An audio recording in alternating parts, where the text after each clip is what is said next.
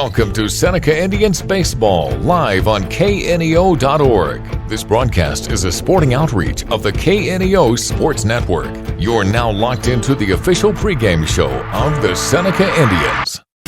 Now, let's go to Ben Walcott, live on location. And a pleasant good afternoon, and we welcome you here to Nevada and Lions Stadium as we get set for the Big 8 opener here between the 6-2 Seneca Indians and the 4-3 Nevada Tigers. I'm Ben Walcott, joined by Coach Darryl Harbaugh. Your countdown to first pitch sponsor, People's Bank of Seneca. Seneca gets ready to face off here against Nevada.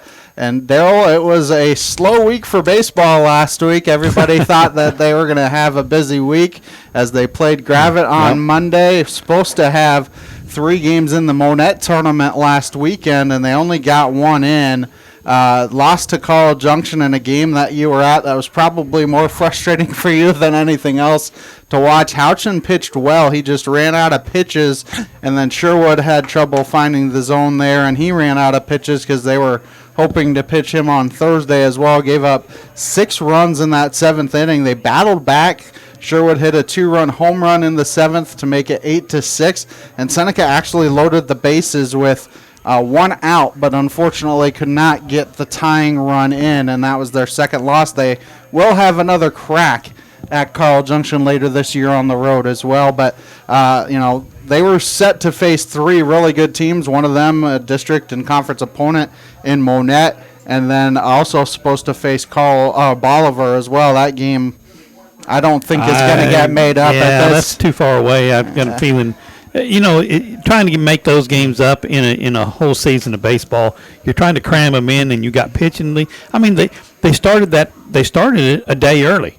They're supposed to start Thursday. Well, they called it in on Friday or Wednesday. I'm sorry, they called it Wednesday to get try to get a couple games in, and we got the game in against CJ. But since we were early, usually Heffron is the one who comes in and relieves. Well, since he pitched Saturday, he couldn't pitch on Wednesday, but he could pitch on Thursday.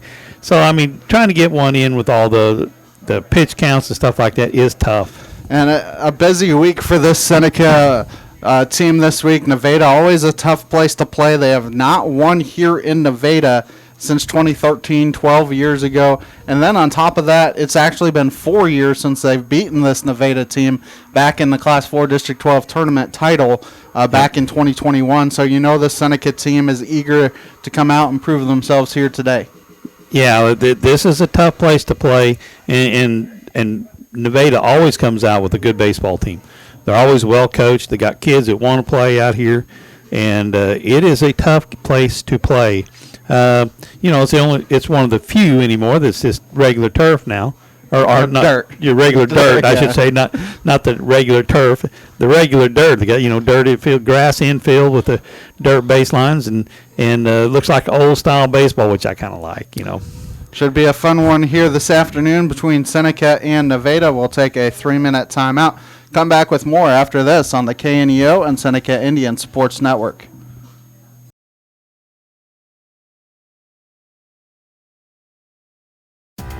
The Seneca R7 School District is proud to support the student athletes and coaches competing in this game. High school activities help students learn life values such as hard work, dedication, and teamwork. The Seneca R7 School District is honored to serve such a great community and wants to thank all the Indian fans for their great support. The Seneca R7 School District, tradition, pride, class.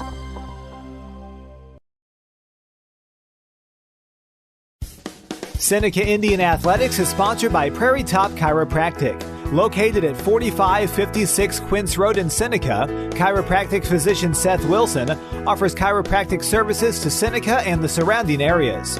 For appointment information, their phone number is 417-776-4556 or discover more at facebook.com/Prairie Top Chiropractic. Prairie Top Chiropractic, where their slogan is, better health, better you. Prater's Pharmacy in Seneca is a proud supporter of the Seneca Indians. The pharmacy is open from 9 to 5:30 Monday through Friday and from 9 to 1 on Saturday. They offer an automatic refill program and internet refill service online at praterspharmacy.com and through their mobile apps. They also have a drive-through window. Prater's Pharmacy at 1711 Cherokee in Seneca, 417-776-8701. Go Indians! Happy Egg supports the family farmer because they've seen the difference a choice like this can make. Now you can grow for Happy Egg and choose to raise hens the right way, the happy way. When you grow for Happy Egg, you're growing for a family-owned and operated business. You're raising happy hens on 10-plus acres who will lay happy eggs. You're working for yourself. As a Happy Egg grower, you'll receive new flock cost support and yield-based compensation. Visit happyegg.com/grower to apply today.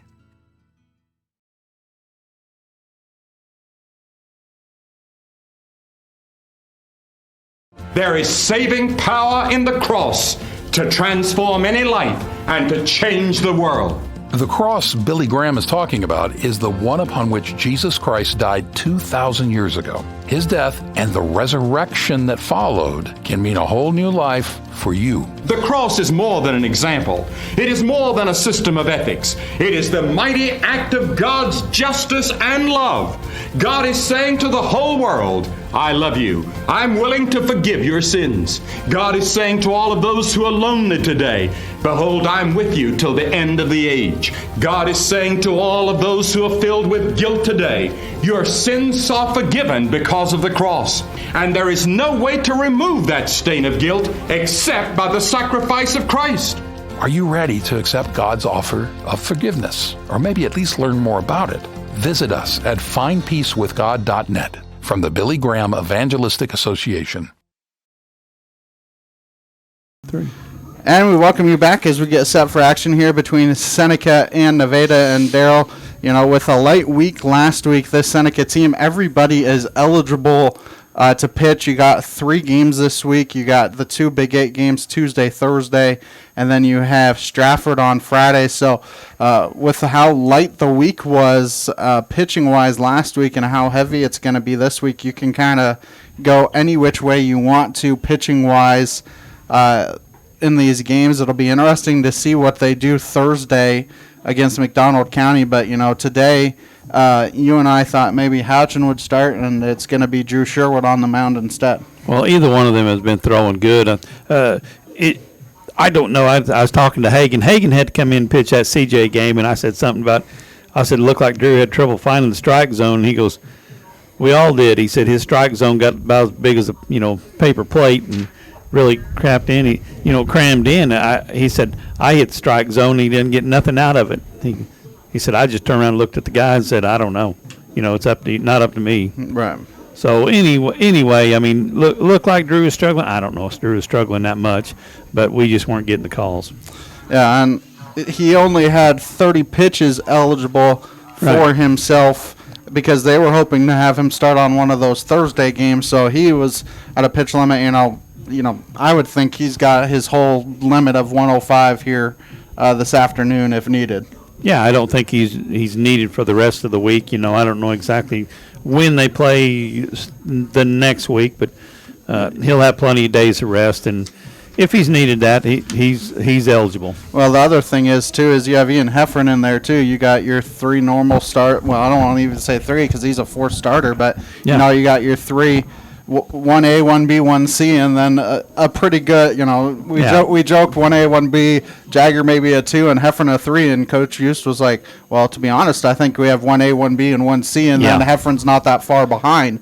And so you may see Heffron come in and pitch in relief some this week, but I would think you're going to see some sort of Sherwood here today. You may see Houchin a little bit because you have some time until Thursday, so you have about 46 pitches he could theoretically use with 1 day off here today as well.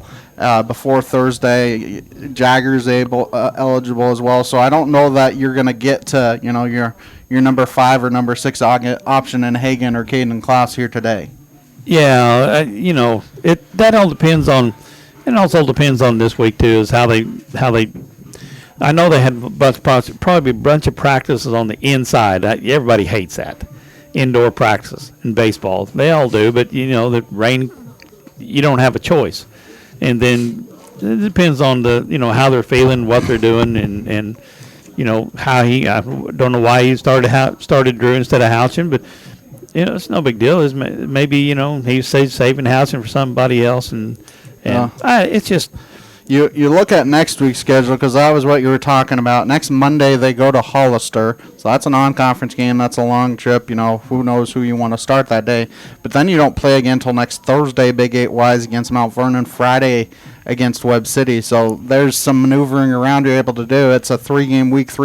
It's just this week you have Tuesday, Thursday, Friday. Next week you have Monday, Thursday, Friday. So, you're trying to maneuver around pitch counts a little bit here today. This week, I should say. This week, yeah, it is. But it's that way every week. So he's got some pitchers he can work with and get through the week with, and some pitchers he feels confident with, through the whole week. Take a time out. When we come back, we will give you the starting lineups. Your countdown to first pitch sponsor, People's Bank of Seneca, here on the KNEO, Seneca Indian Sports Network. 3-1.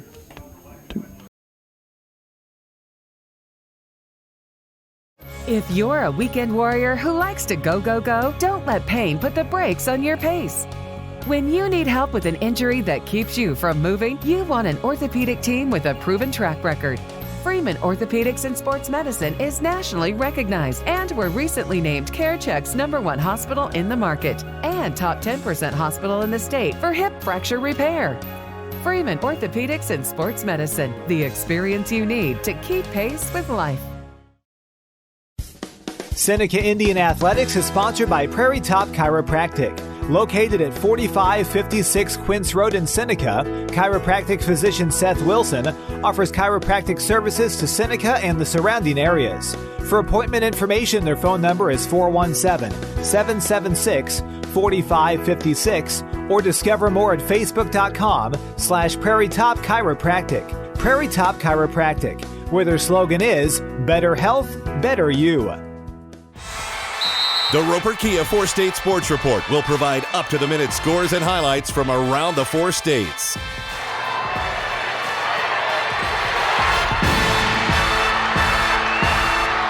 With ultimate local coverage from all your favorite teams. The Roper Kia 4-State Sports Report, weeknights at 6 and 10 p.m. Dairy Queen Grill and Chill in Seneca is the place to go before or after the game. Check out their amazing menu of fan-favorite blizzards like Oreo or cookie dough. Happy hour is daily from 2 to 5 p.m. That means everything you can drink from a straw is half price, excluding premium shakes. Don't forget to grab one of their $7 meal deals or their signature stack burgers and top it off with a Misty Slush. The Dairy Queen Grill and Chill in Seneca, located at 308 Washington, open daily from 10 a.m. to 10 p.m. Proud to support the Seneca Indians. Is your sorrow too great for you to bear? Jesus Christ can give you comfort and companionship. Billy Graham. You who must go through the valley of the shadow of death. You who must say goodbye to those whom you have loved. Take heart, take courage. Our Lord Jesus Christ is more than adequate for your sorrow. That's because Jesus died on a cross to pay the penalty for your sin. If you surrender your heart to Him, He'll give you a life filled with peace, joy, and happiness, even during times of suffering and sorrow. I tell you, there is joy in following Jesus Christ. Repent of your sins at this moment. Receive Him as your Savior. He will come into your heart. Start reading your Bible, spending time in prayer, and know the joy of walking day by day with Jesus Christ. Ready to get started? Go to findpeacewithgod.net. That's findpeacewithgod.net. We're the Billy Graham Evangelistic Association. 3, we're back. And we welcome you back. Your starting lineups here this afternoon, sponsored by Prairie Top Chiropractic and Prater's Pharmacy. First for the visiting Seneca Indians, coming in at 6-2 overall. Leading off is the shortstop, number 13, Jagger Wilson. Batting second and playing third base, number 8, Grant Houchin. Batting third and doing the pitching, number 18, Drew Sherwood. The cleanup hitter is the first baseman, number 21, Hagen Ginger. Batting fifth and playing center field, number 33, Caden Klaus. Batting 6th and doing the catching, number 2, Silas Ball. Batting 7th is the designated hitter, number 19, Asher Prater. Batting 8th and playing right field, number 25, Ryan Owens. And batting 9th and playing second base, number 5, Braden Roark. The extra player is the left fielder, number 17, Ian Heffron. Indians are coached by Coach Chris Eust, assisted by Coach David Sherwood and Coach Kevin Napier. Now the starting lineup for the Nevada Tigers, coming in at 4-3 overall. Leading off is the shortstop, number 3, Barrett Nadarata. Batting second and doing the pitching, number 8, Caden Klump. Batting third and doing the catching, number 6, Kellen Braden. The cleanup hitter is the first baseman, number 4, Jet Snyder. Batting fifth and playing second base, number 15, Drew Harder. Batting sixth and playing third base, number 9, Drew Miller. Batting seventh and playing left field, number 11, Graham Walker. Batting eighth is the designated hitter, number 7, Aiden Smith. And batting ninth and playing center field, number 2, Canton Ost. The extra player is the right fielder, number 14, Montgomery Palmer. And Daryl, it should be a good one here today.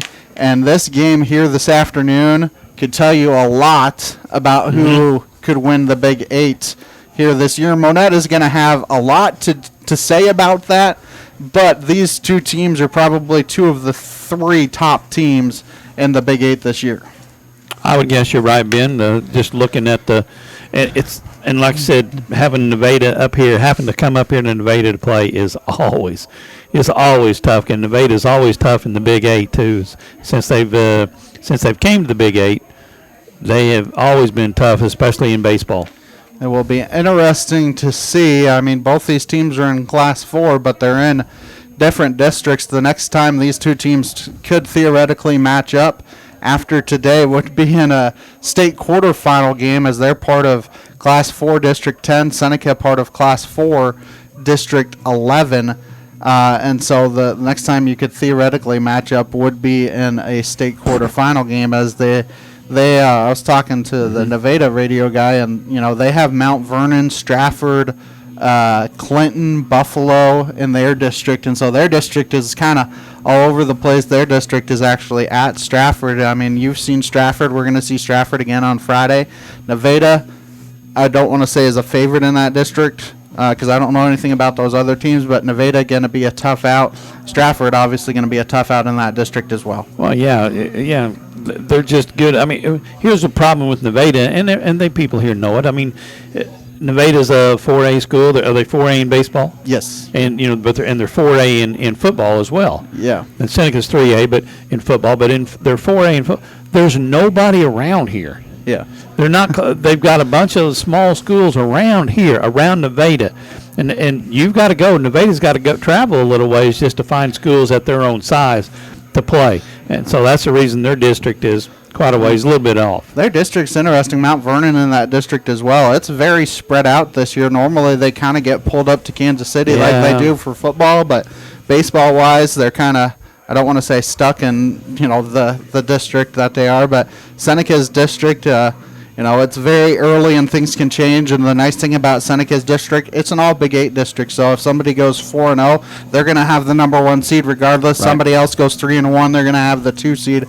and so on and so forth. But Seneca and Monette have already started to position themselves as the top 2 teams in that district. Cassville, I think 4-3-1. East Newton 3-3-1. Aurora 4-5-0. But you look at kind of the it's not point differential, it's run differential. I was like, we're not playing football or basketball, but you look at the run differential, it's kind of in Seneca and Monette's favor right now, just because those are the only 2 that have a positive run differential at this point, and they're kind of the 2 that are starting to separate themselves. I think you would have learned a lot about both Seneca and Monette if they had been able to play on Thursday, but guess what?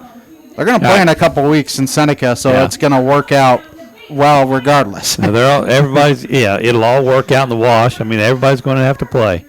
So it's just it is trying to get everything going, and can you play baseball at the right time? And what Seneca's done, they've lost 3 games, 2 games, but it's the one inning in that game. Both times, yeah. Both times, it's just a one inning in that game where the other team has scored 4 or 5 runs, and man, that's been the difference. And that's what Coach Hughes talked about the other day: is can we limit the big innings? and the snowball effect, a walk, an error, and next thing you know, mental errors, throwing it to the wrong base or missing the cutoff man, and everything just snowballs. And that's what happened in a couple innings. So that's what he's trying to work on, the mental part of it. And I mean, you and I were kind of joking off air. This Seneca team has a chance to be a very successful team, but they're not necessarily a very deep team. You think about, your top 4 pitchers are very, very good, but you get to number 5 and 6, it's a little bit more scary. And then, if somebody gets injured, trying to get some players off the bench are kind of interesting as well. Well, let's hope nothing happens like the last time we were here. I honestly believe, Hagen's played football all 4 years. I think the hardest he's ever hit was out here in baseball when Kim and Caden Johnson collided right there on a foul ball, pop foul right in front of the dugout, kind of this way a little bit. And Caden Johnson never took his mask off. He hit Hagen in the side mask first. Hagen sat there for a long time. Caden Johnson messed up his hand a little bit, and it was just a 1-run game. And after that, we were they got run ruled after that. I'll take a 2-minute timeout for the national anthem. When we come back, we will get you the start of the game here on the KNEO and Seneca Indian Sports Network.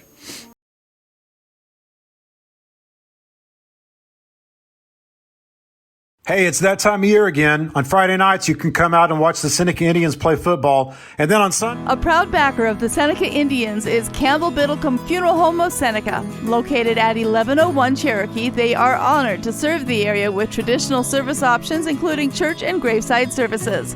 They also have prearranged funeral plans. For more information, the phone number for Funeral Director Mike Steele at Campbell Biddlecombe Funeral Home of Seneca is 417-776-2251 or online campbell-biddlecomefh.com.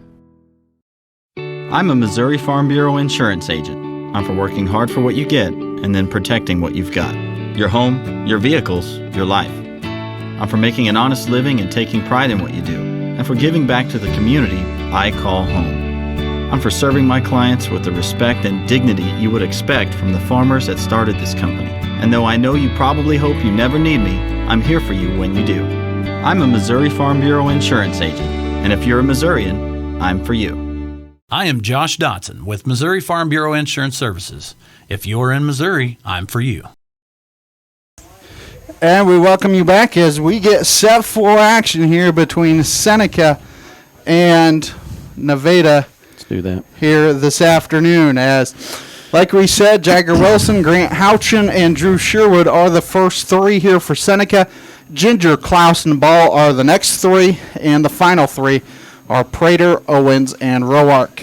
Nevada looks like this in the field here this afternoon. They will have Graham Walker in left field, Canton Austin center field, and in right field is Montgomery Palmer. Left to right in the infield, you have Drew Miller at third, Barrett Nadarata at short. At second base is Drew Harder, and at first base is Jet Snyder, with a battery of Callan Braden catching Caden Klump here this afternoon. This Nevada team actually did play yesterday, lost to Warrensburg by a final score of 2-1. So Seneca, the road grays, gray pants, gray tops, blue and red trim, red numbers. Nevada, the white pants, white tops, red trim, and red numbers here this afternoon as we get set for action in what should be a fun one here from Nevada. And Daryl, I didn't mention this in the pregame show, but you think about this Seneca team, they've done a good job all year. Sometimes it's the top of the order that has really been the spark plug. Other times it's been the bottom. And so there's a good balance there for the Indians. Yeah, I thought the middle of the lineup carried them in the first few games, and the top of the lineup started getting it going in the last three or four games. As first pitch will come about 4 minutes late, 4:34 first pitch here from Nevada, as that pitch is low for a ball. So the count is 1-0 on Jagger Wilson. It is a beautiful day for baseball out there. 57 degrees here from Nevada as that pitch is low as well. So the count 2-0. And Daryl, the Seneca team a lot more aggressive than they have been in years past. You have to think if Jagger Wilson can reach, he's going to try and take second, if not third as well. So that ball is snagged at the mound. It's right back to him. By Klump. It's a 1-3 put out, and there's one down. Yeah, just a little one-hop comebacker right to the pitcher. He almost got past the glove. Klump made a good play just to get the glove out there to stop it. Houchin will come to the plate here for Seneca. Sponsors here today: New Mac Electric, Prater's Pharmacy, Prolu Maintenance Center, Freeman Orthopedics, and Sports Medicine. I'm not sure if that was foul tipped. I know he swung, so the count's 0-1. As here comes the 0-1 pitch, and that misses inside, so the count 1-1.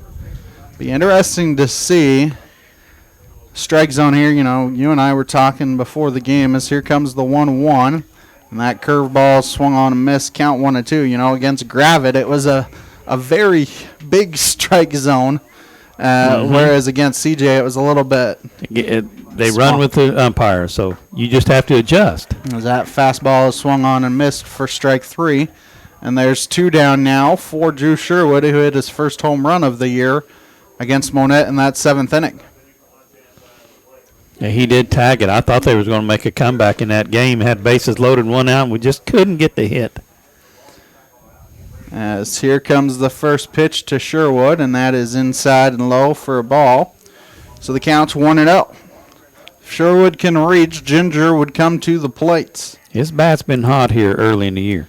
So here comes the 1-0, and that fastball stays high and outside, and the count 2-0. Klump is the ace of this Nevada staff. Not a huge surprise with a big game that you're going to put your ace on the mound in Big 8 play. 2-0 pitch is low and inside, and the count's 3-0. You know, I guess you could call Drew Sherwood one of the aces of Seneca, 1B potentially. Yeah, well, he's a junior. That's the only reason the B's in there. As that 3-0 pitch is in there for a strike, taking the entire way, and the count's 3-1. Might be taking on 3-1 as well, make him prove that he can throw a strike, as the 3-1 pitch he does not offer at, and it's ball 4. Must have been just a tad bit outside, and he did not swing at it at all. Yeah, it was high and outside. And so a 2-out base runner as Hagen Ginger will come to the plate. You have to think Ginger may take one pitch to see if he will take off. If he doesn't, you don't really want to get down 0-2 quickly. Yeah. So that breaking ball is low and in the dirt, so the count's 1-0. Campbell Biddlecombe Funeral Home, Big Nickel, Missouri Southern State University, and Prairie Top Chiropractic all sponsoring the broadcast here this afternoon. 1-0 the count here on Ginger. Long look in, and that pitch gets by the catcher. So the pitch was in the dirt, count 2-0, and Seneca has a runner in scoring position on the wild pitch. Don't even have to. No. Didn't have to try to steal that time. He just got past the catcher a little bit, a little fastball down in the dirt. 2-0, so let's see if Hagen can get him in. Got to find a way to get the run in. That center fielder is playing very shallow out there in center field. So that 2-0 hits the outside corner, and the count 2-1. Lighthouse Tax Services, Dairy Queen of Seneca, First Community Bank, Cedar Lane Farm and Garden, and the Northwest Arkansas Naturals, all sponsoring the broadcast here this afternoon. 2-1 the count, 2-1. Fastball also hits the outside corner, and he works it back to 2-2. 2 balls and 2 strikes, 2 outs here in the first. Deuce is wild here in the top of the first inning. As here comes the 2-2, and that breaking ball, he gets a piece, which is all you can ask for to keep himself alive. If it's not your pitch, get a piece. So you watched the last 2 strikes go by. You've got to play defensively now. So 2-2 the count remains, but Ginger did a good job of getting a piece of that one. Like we said, the center fielder playing shallow. Everybody else kind of playing medium depth out there. So the 2-2 fastball is lofted in the air in center field. The center fielder moves over to his right and grabs it for out number 3. And that will end the inning. For Seneca, no runs, no hits, no errors, 1 left. Half inning in the books. It is Seneca nothing and Nevada coming up here on the KNEO Sports Network. A proud supporter of local high school athletics is New Mac Electric. Serving Newton and McDonald County, they provide power for area homes and businesses and want to wish all the athletes much success throughout the season. For online bill pay and account information, the website is newmac.com or 417-451-1515. Newmac Electric, proudly serving Newton and McDonald County, where their slogan is your touchstone energy partner.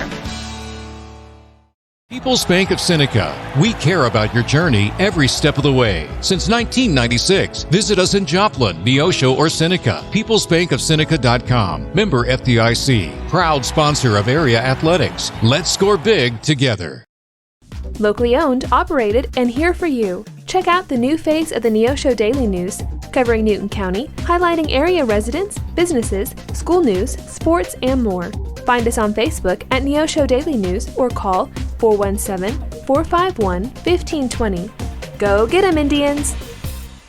Prater's Pharmacy in Seneca is a proud supporter of the Seneca Indians. The pharmacy is open from 9 to 5:30 Monday through Friday and from 9 to 1 on Saturday. They offer an automatic refill program and internet refill service online at praterspharmacy.com and through their mobile apps. They also have a drive-through window. Prater's Pharmacy at 1711 Cherokee in Seneca, 417-776-8701. Go Indians! And we welcome you back. Bottom of the first here for Nevada as Barrett Nadarada will lead things off.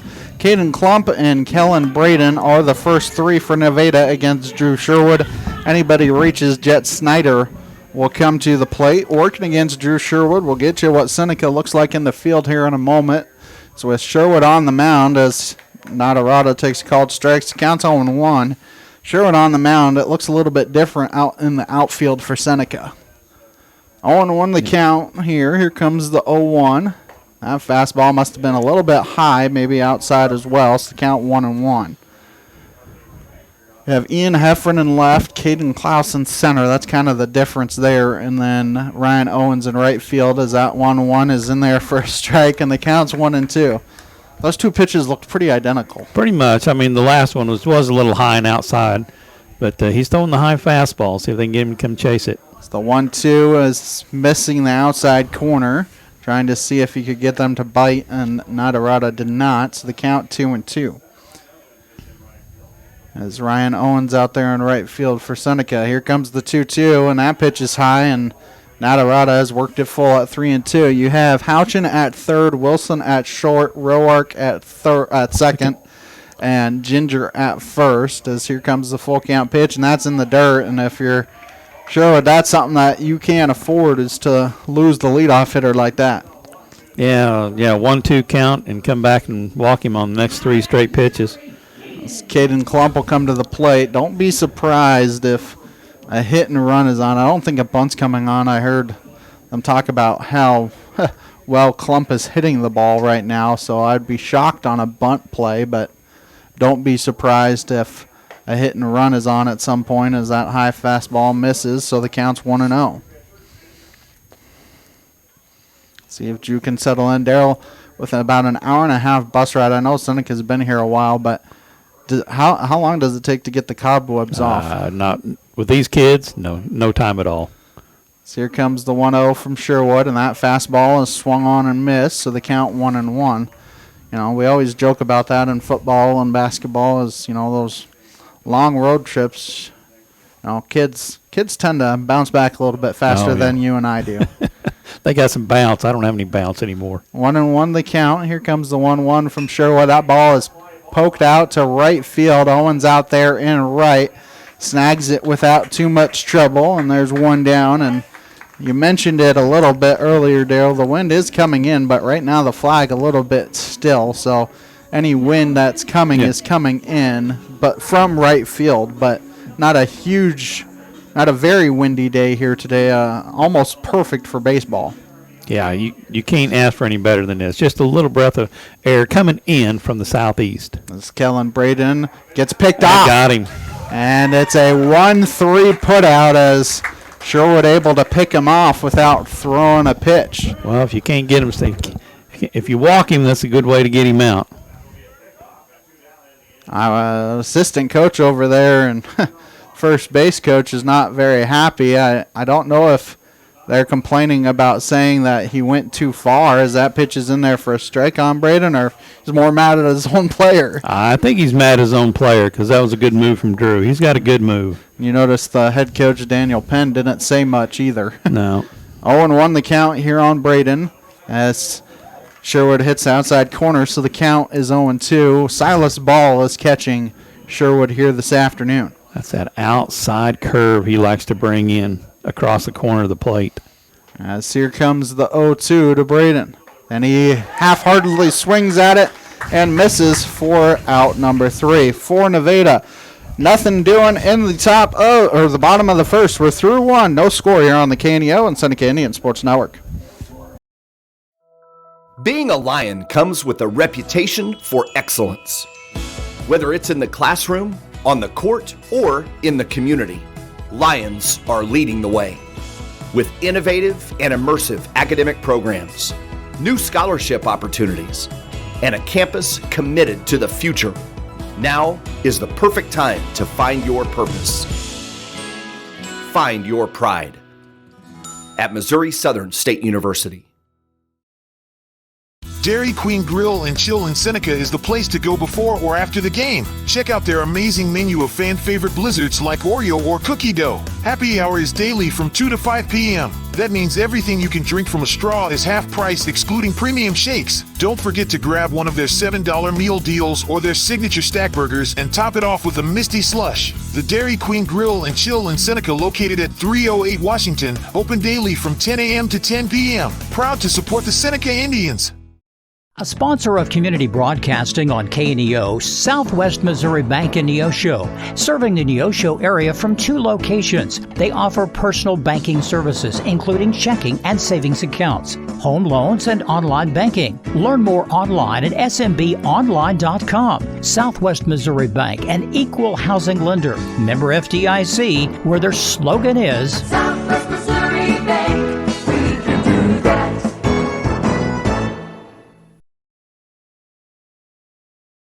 And we welcome you back as Caden Klaus will lead off the inning here for Seneca. Takes a ball. Counts 1-0. Klaus, Ball, and Prater are the 3 due up. 5, 6, and 7 here for Seneca, as that pitch was a half-hearted swing that Klaus hit. So the count's 1-1. Kind of a check foul, wasn't it? Yeah. I wasn't sure for a second there if he hit him instead of that, but doesn't matter as the 1-1 is outside and the count 2-1. People's Bank of Seneca, Crowder College, Christian Healthcare Ministry, Seneca School District, all sponsoring the broadcast here this afternoon. 1-1 the count. 1-1. Oh, my. Count. And now it's 2-2. Excuse me. I was right. It was 2-1 at first, so now the count 2-2 here on Klaus. Here comes the 2-2 pitch. Breaking ball, a hit towards the Nevada dugout, so Klaus does a good job of staying alive. Fighting it off. So 2-2 remains the count here on Klaus. Yeah, that came in high and tight. He did a good job fouling that off. So here comes another 2-2, and that fastball hits the outside corner for strike 3. Second strikeout of the afternoon for Klump. And there's one down as Silas Ball will come to the plate. Both teams had a runner in the first, both on a walk. Seneca was able to erase theirs on a pickoff move, whereas Sherwood was stranded at second. As here comes the first pitch to Ball, and he fouls it. Counts 0-1. Southwest Missouri Bank, Neosho Daily News, Marine Center Incorporated, Community Bank and Trust sponsoring the broadcast. So here comes the 0-1 pitch, and that pitch bounces in there. That pitch went about 58 feet instead of 60 feet, 6 inches. Yeah, I think it barely bounced in the dirt. I'm not sure. So the count's 1-1 here on Ball. 1 out here in the top of the second. So here comes the 1-1, and that pitch is hit to third on a couple hops. Throw to first. Low throw, but a good job there at first by Snyder to grab it. And there's 2 down. And, Darryl, the difference between turf and grass is that ball was kind of a slow roller there towards third. Well, it hit off a couple bounces. The really slow rollers will be real slow when it gets in the grass here. It's Asher Prater will step in here for the Indians. You have to charge the ball more here on a grounder than you do on regular turf. So first pitch to Prater is fouled off, so the count is 0-1. 1 2/3 innings, not even 1 2/3. An inning in 2/3 in the books here. As here comes the 0-1, and that curveball fooled him, and the count's 0-2. Four-State Sports Report, Missouri Farm Bureau Agent Josh Dodson, Neosho Area Chamber of Commerce, Mid-America Specialty Markets sponsoring the broadcast. Here comes the 0-2, and that fastball was outside. Wanted to see if he would chase. He did not. And the count's 1-2. It wasn't by much. As here comes the 1-2, and that curveball hits him in the head. So a hit by pitch with 2 outs now, as the breaking ball did not break. And I think Coach Penn is wanting to wonder if he ducked into it. Yeah, he said that's what he was saying. He ducked into it. Well, he was ducking because he thought it was a fastball, but then it broke on top of him. So Ryan Owens comes to the plate here for Seneca with 2 outs, as that first pitch is in there for a strike, a fastball in there. Count is 0-1. A thank you to Lighthouse Tax Services in downtown Seneca, offering personal and business tax filings for Missouri and multiple states. Sponsor of KNEO Radio and the Seneca Indians. 0-1 pitch is hit on the ground to third. Third baseman has to charge. Throw to first in time. And that will end the inning. For Seneca, no runs, no hits, no errors. 1 left, 1.5 in the books, no score. You're on the KNEO and Seneca Indian Sports Network. Cedar Lane Farm and Garden at 143 Cherokee Avenue in Seneca is your local feed dealer and a supporter of Seneca Indian Sports. Offering vet, livestock, and pet products, Cedar Lane also carries a full line of farm and garden supplies. For more information, contact Cedar Farm and Garden on Cherokee Avenue in Seneca today. The number is 417-776-8231. Open Monday through Friday, 8 a.m. to 5:30 p.m. and Saturday, 8 a.m. through 2 p.m. for your convenience. Go Indians! Marine Center Incorporated is a sponsor of Seneca Athletics. In business since 1979, they offer Mercury and Suzuki motors, along with low boats as well as boat repairs. Located at 4961 Highway 43 in Joplin, Missouri, open Monday through Friday 9 to 5, Saturday 9 to 12, and closed on Sunday. For more information, the phone number is 417-781-7450 or online at marinecenterjoplin.com. The Marine Center Incorporated, where the slogan is, your family boating headquarters. People's Bank of Seneca. We care about your journey every step of the way. Since 1996, visit us in Joplin, Neosho, or Seneca. PeoplesBankOfSeneca.com. Member FDIC. Proud sponsor of area athletics. Let's score big together. And we welcome you back as Jet Snyder will lead things off here for Nevada. They have 4, 5, and 6. Snyder, Harder, and Miller, as Snyder takes a called strike, so the count's 0-1. And right now Drew is dealing early after that leadoff walk. He was able to erase him.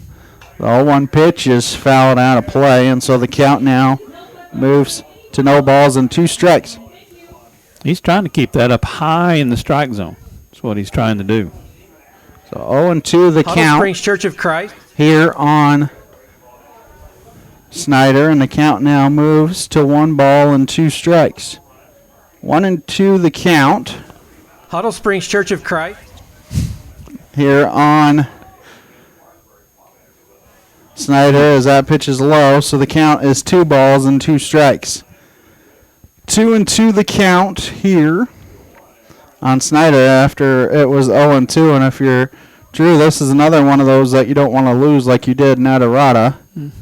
That pitch he offered at no, they said he did not. Said he was able to check his swing there, and the count is 3-2. Certainly looked like he went. Well, this is how you get your pitch count up. Yeah, exactly. Quickly. As here comes the full count offer, and that ball is poked in the air to left center field. Heffron out there and left, able to corral it, and there's 1 down. So 1 down here in the inning as Seneca has 1 out for Drew Harder. Yeah, Ian out there in left field. Ian's been just a he's the guy that's got to move around to all the different positions, a utility person, if you want will, and playing well this year. Swiss Army knife for the Indians. Got to have it all. So the first pitch is outside for a ball to Harder, so the count's 1-0. Northwest Arkansas Naturals open up the home portion of their schedule at Arvis Ballpark tonight. So they begin a 6-game homestand versus the Frisco Rough Riders that goes through Sunday, April 13th. For ticket information, visit nwanaturals.com, a supporter of high school baseball on KNEO. And Dale, I think you're more a Cardinals fan. Yeah.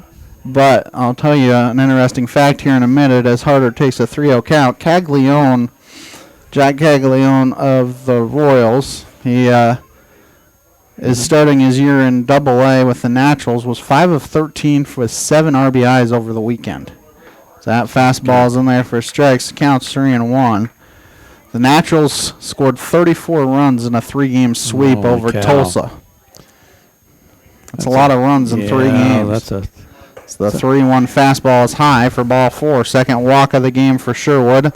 Drew Miller comes to the plate. That's kind of a massacre scoring that many runs in 3 games. But, I'm a Cardinals fan, National League, American League. I'm rooting for the Kansas City Royals. So it'll be interesting to see how long Caglione stays down in Double-A. He was hitting, major league hitting in spring training pretty well. So I would not be surprised as that pitch hits Miller, and runners are at first and second with 1 out here for Graham Walker. But I would not be shocked if Caglione is kind of on the same kind of trajectory as Bobby Witt was, where you might spend the first month or 2 down in Double-A, then go send up to Triple-A and be a September call-up if you can continue to rake at Triple-A. Yeah. As Graham Walker comes to the plate, number 7 hitter here for Nevada, as that pitch is low and the count's 1-0, is a little bit wild here for Drew in the second. Yeah, I got the first one out, fly ball. And that was on a full count pitch. Yeah, and then we got a walk and a hit by pitch. As here comes the 1-0. That's foul tipped into the mitt, so the count 1 ball and 1 strike. Keep up on the latest Seneca broadcast ballgame schedule. Be sure to like us on Facebook, facebook.com/KNEO Radio. Follow us on X, KNEO 917 Sports. Seneca at home against Mack County on Thursday, and then at home in non-conference play on Friday against Stratford. So here comes the 1-1 to Walker. And the 1-1 is swung on and missed. Count 1-2, and Drew has done a good job for the most part getting ahead of hitters, Dale. It's just trying to finish them off with not too many pitches thrown. Right. It's like throwing off, and then all of a sudden you can't come back and throw a strike. So here comes the 1-2 to Walker, and that one is fouled off. So Walker got just enough of a piece to stay alive. So the count will remain 1-2. Aiden Smith on deck. And then Kenton Ost in the hole for Nevada, and then they flip the lineup back over. The more times you can see a starting pitcher, the better. So Nevada obviously looking to cash in here. Here comes the long look by Sherwood. And now here comes the 1-2, and that pitch is high. It's count 2-2. You almost wonder if he threw his own rhythm off a little bit there with how long the delayed look was. Yeah, he might have. He's looking back there quite a bit, but, you just got to deliver the ball to the plate. 2-2 the count here on Walker. Here comes the 2-2 pitch from Sherwood.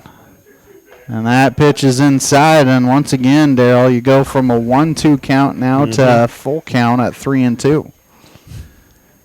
Yeah, like I said, you've got to throw strikes. Let the guys behind you make some plays. As here comes the full count pitch from Sherwood, and that's foul tipped into the mitt for strike 3. Second strikeout of the game for Sherwood. And there's 2 down for Aiden Smith, and you love the out, but you wish you could have had it about 3 pitches sooner. Right, they're still throwing that high fastball, trying to get Nevada to climb the ladder and try to get that high fastball. As here comes the first pitch to Smith. That is outside So the count 1-0, we're not even 2 innings into the contest, and I'll tell you what his pitch count is here in a minute. It's going to be up there a little bit. Yeah, he's already at 32 pitches. So here comes the 1-0, and that's high, and the count's 2-0. So 2-0 the count here.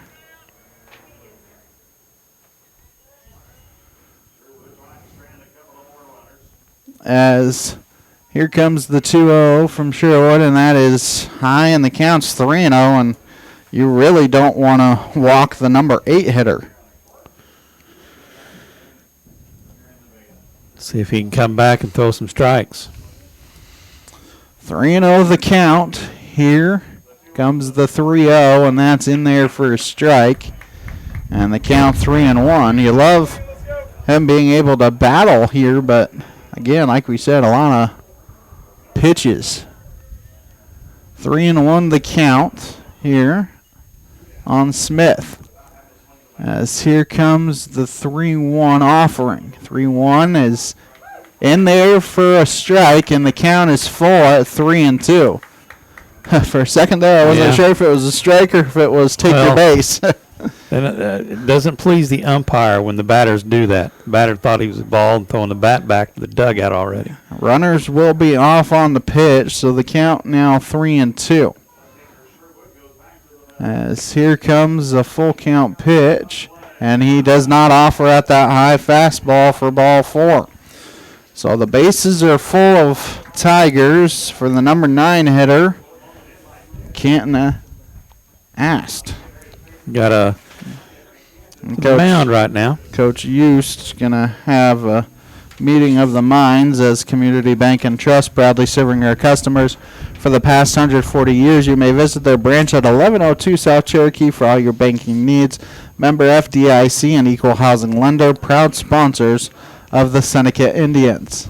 So Sherwood having a long conversation out there with Eust, or I should say Eust is having a conversation because that is the third walk of the afternoon by Sherwood, and he also has a hit by pitch. I think Chris just went out there just calm him down just a little bit. It's like, hey, bub, you can throw strikes, just throw strikes. And you really want to get this batter out, obviously, because runs come in and then you get back to the top of the order. You know what walks do to you? Walks make it tough. So here comes the first pitch to Ost. And that is high and outside, so the count 1-0. Lefty matchup here. I mean, bases loaded, 2 walks, and a hit by pitch. Yeah, he has 3 walks in the game already in an inning and 2/3, which is uncharacteristic here for Drew. As here comes the 1-0, and that is must have missed high. It certainly looked good. Not sure where that one missed, and the count's 2-0. I don't either.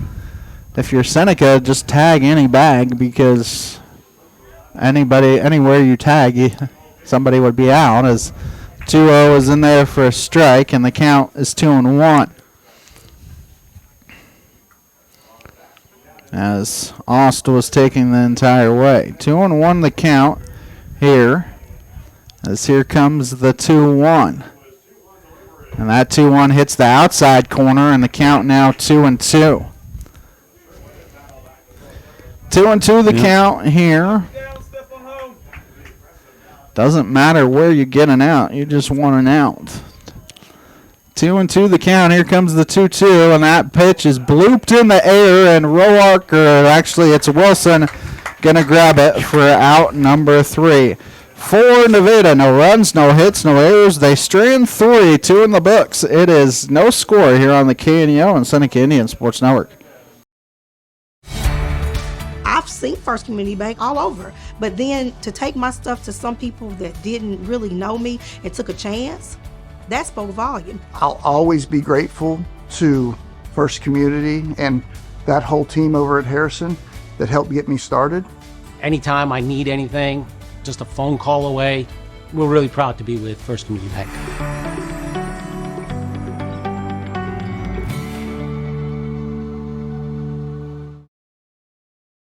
At ProLube Tire and Auto Center, we know what it means to rely on your vehicle. We race all year and know how to get that extra inch out of every part. Precision, quality, and reliability are not just words to us. It's what we do every day. We know you rely on your vehicle to perform for your family. From oil changes to full-on repairs, ProLube gives you the best racetrack team experience, so you can be worry-free. ProLube Tire and Auto Center, where we get it right on the road and the track. KNEA would like to thank the Big Nickel for sponsoring this portion of broadcasting on 91.7 FM. The Big Nickel is an advertising shopper for thousands of different items, from automobiles and livestock to help wanted and real estate. It covers a 70-mile radius in the 4-state area and is available in area businesses each week. Located at 1931 East 20th Street, Suite 103 in Joplin, Missouri. Their telephone number is 417-624-4100. And we welcome you back as Seneca will send, I believe, Roark is at the plate. Yep. It is 9-1-2 as foul tipped the first one, and the second one is in there for a strike, so the count is quickly no balls and 2 strikes. And that pitch is low for a ball, so the count is 1-2.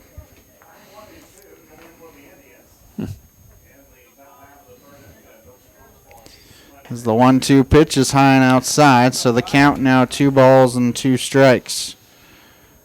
2-2 the count. Wilson on deck for Seneca as Roark able to get a piece and keep himself alive. There you go. If you don't like the pitch, foul it off. Just put a bat on the ball. Good things happen when you put bat on the ball. Make the other team have to do something. As the 2-2 pitch hits the inside corner for strike 3, and there's 1 down. Third strikeout of the game there for Klump.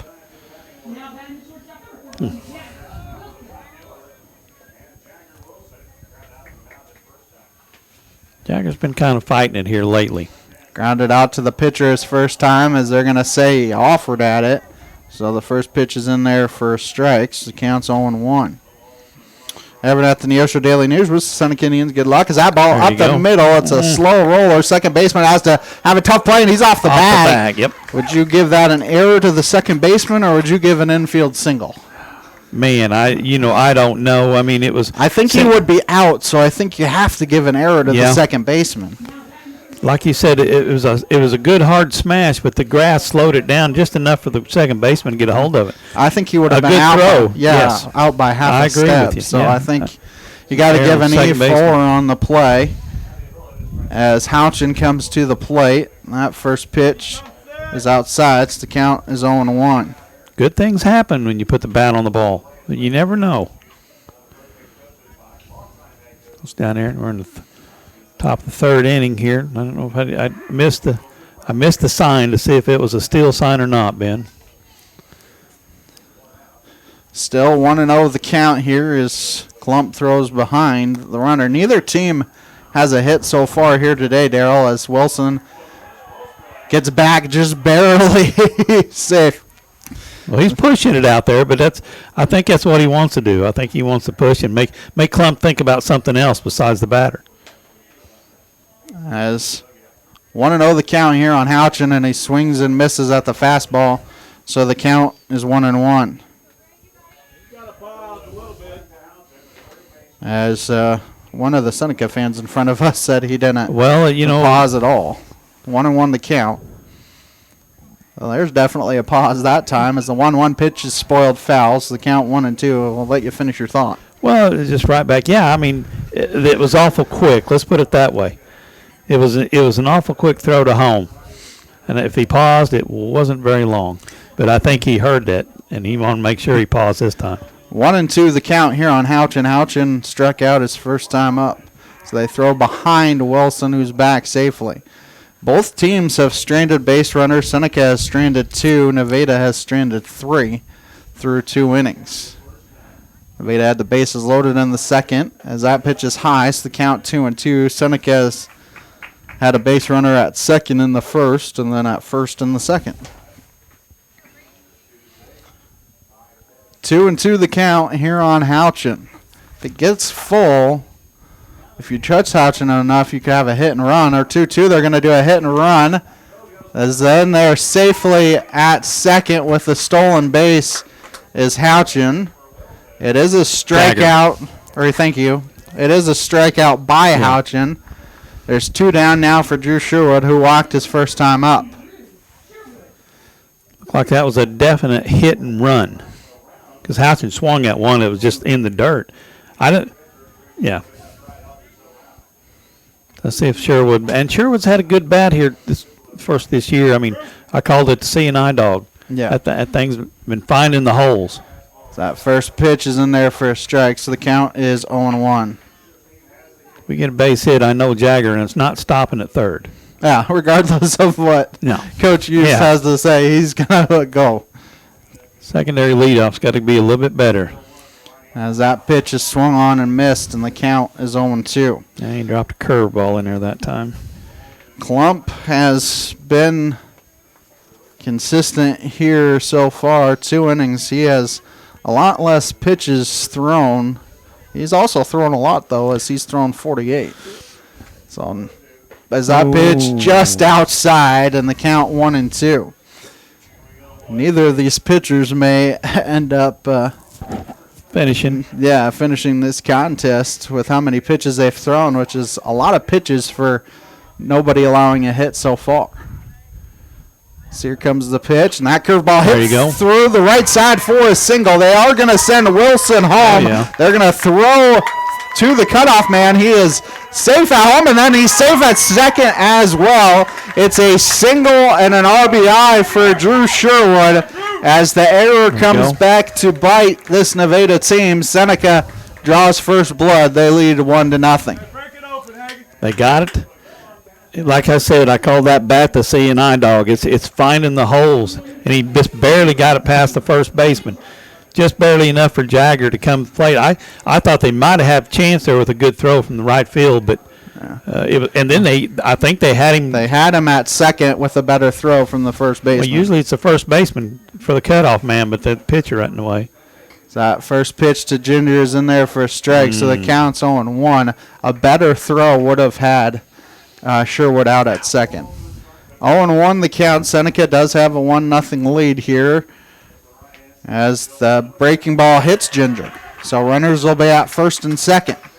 That is the second hit by pitch by Klump.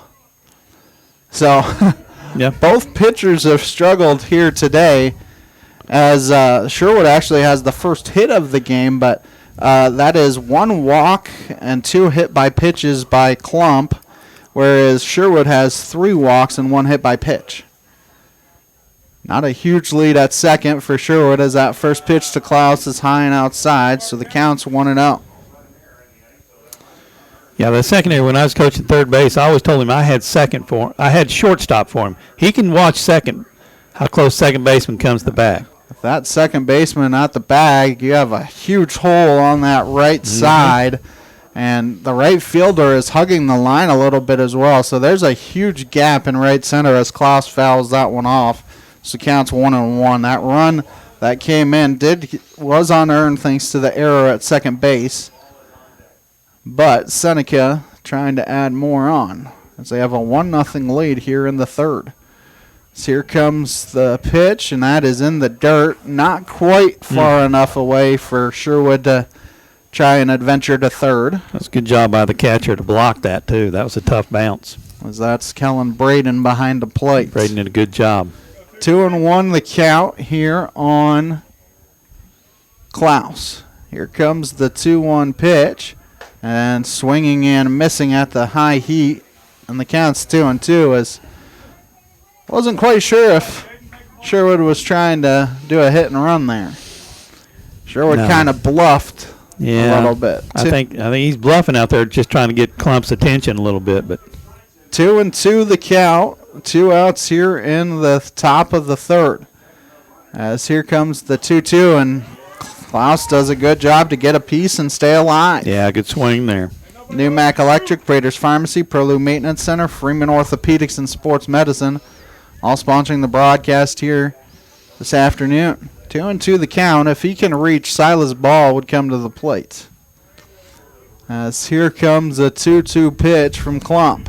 And that is swung on and missed, but it gets away from the catcher. It's a long throw to first, but they are able to complete the strikeout to end the inning. For Seneca, they do get 1 run in the inning on 1 hit. There was an error, and they strand 2. 2.5 in the book. Seneca up 1-0 here on the KNEO and Seneca Indian Sports Network.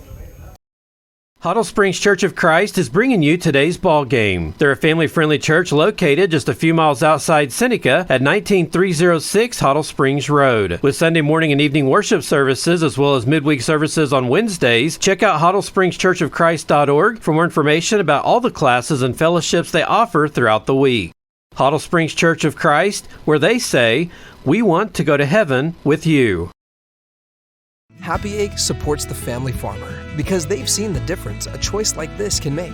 Now you can grow for Happy Egg and choose to raise hens the right way, the happy way. When you grow for Happy Egg, you are growing for a family-owned and operated business. You're raising happy hens on 10+ acres who will lay happy eggs.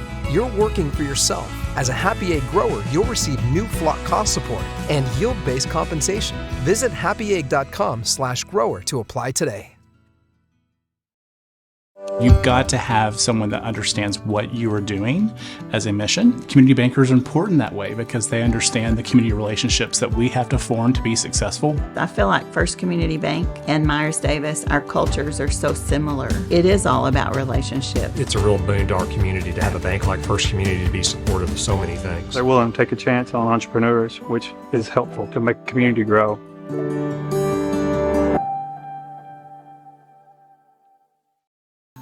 And we welcome you back as Seneca has a 1-0 lead. It'll be the top of the order here for Nevada as they send Nadarata, Klump, and Braden 1, 2, and 3 to the plate. And if you're Seneca and you're Drew, you got to find a way to find the strike zone a little bit quicker here today. Yeah, throw more strikes.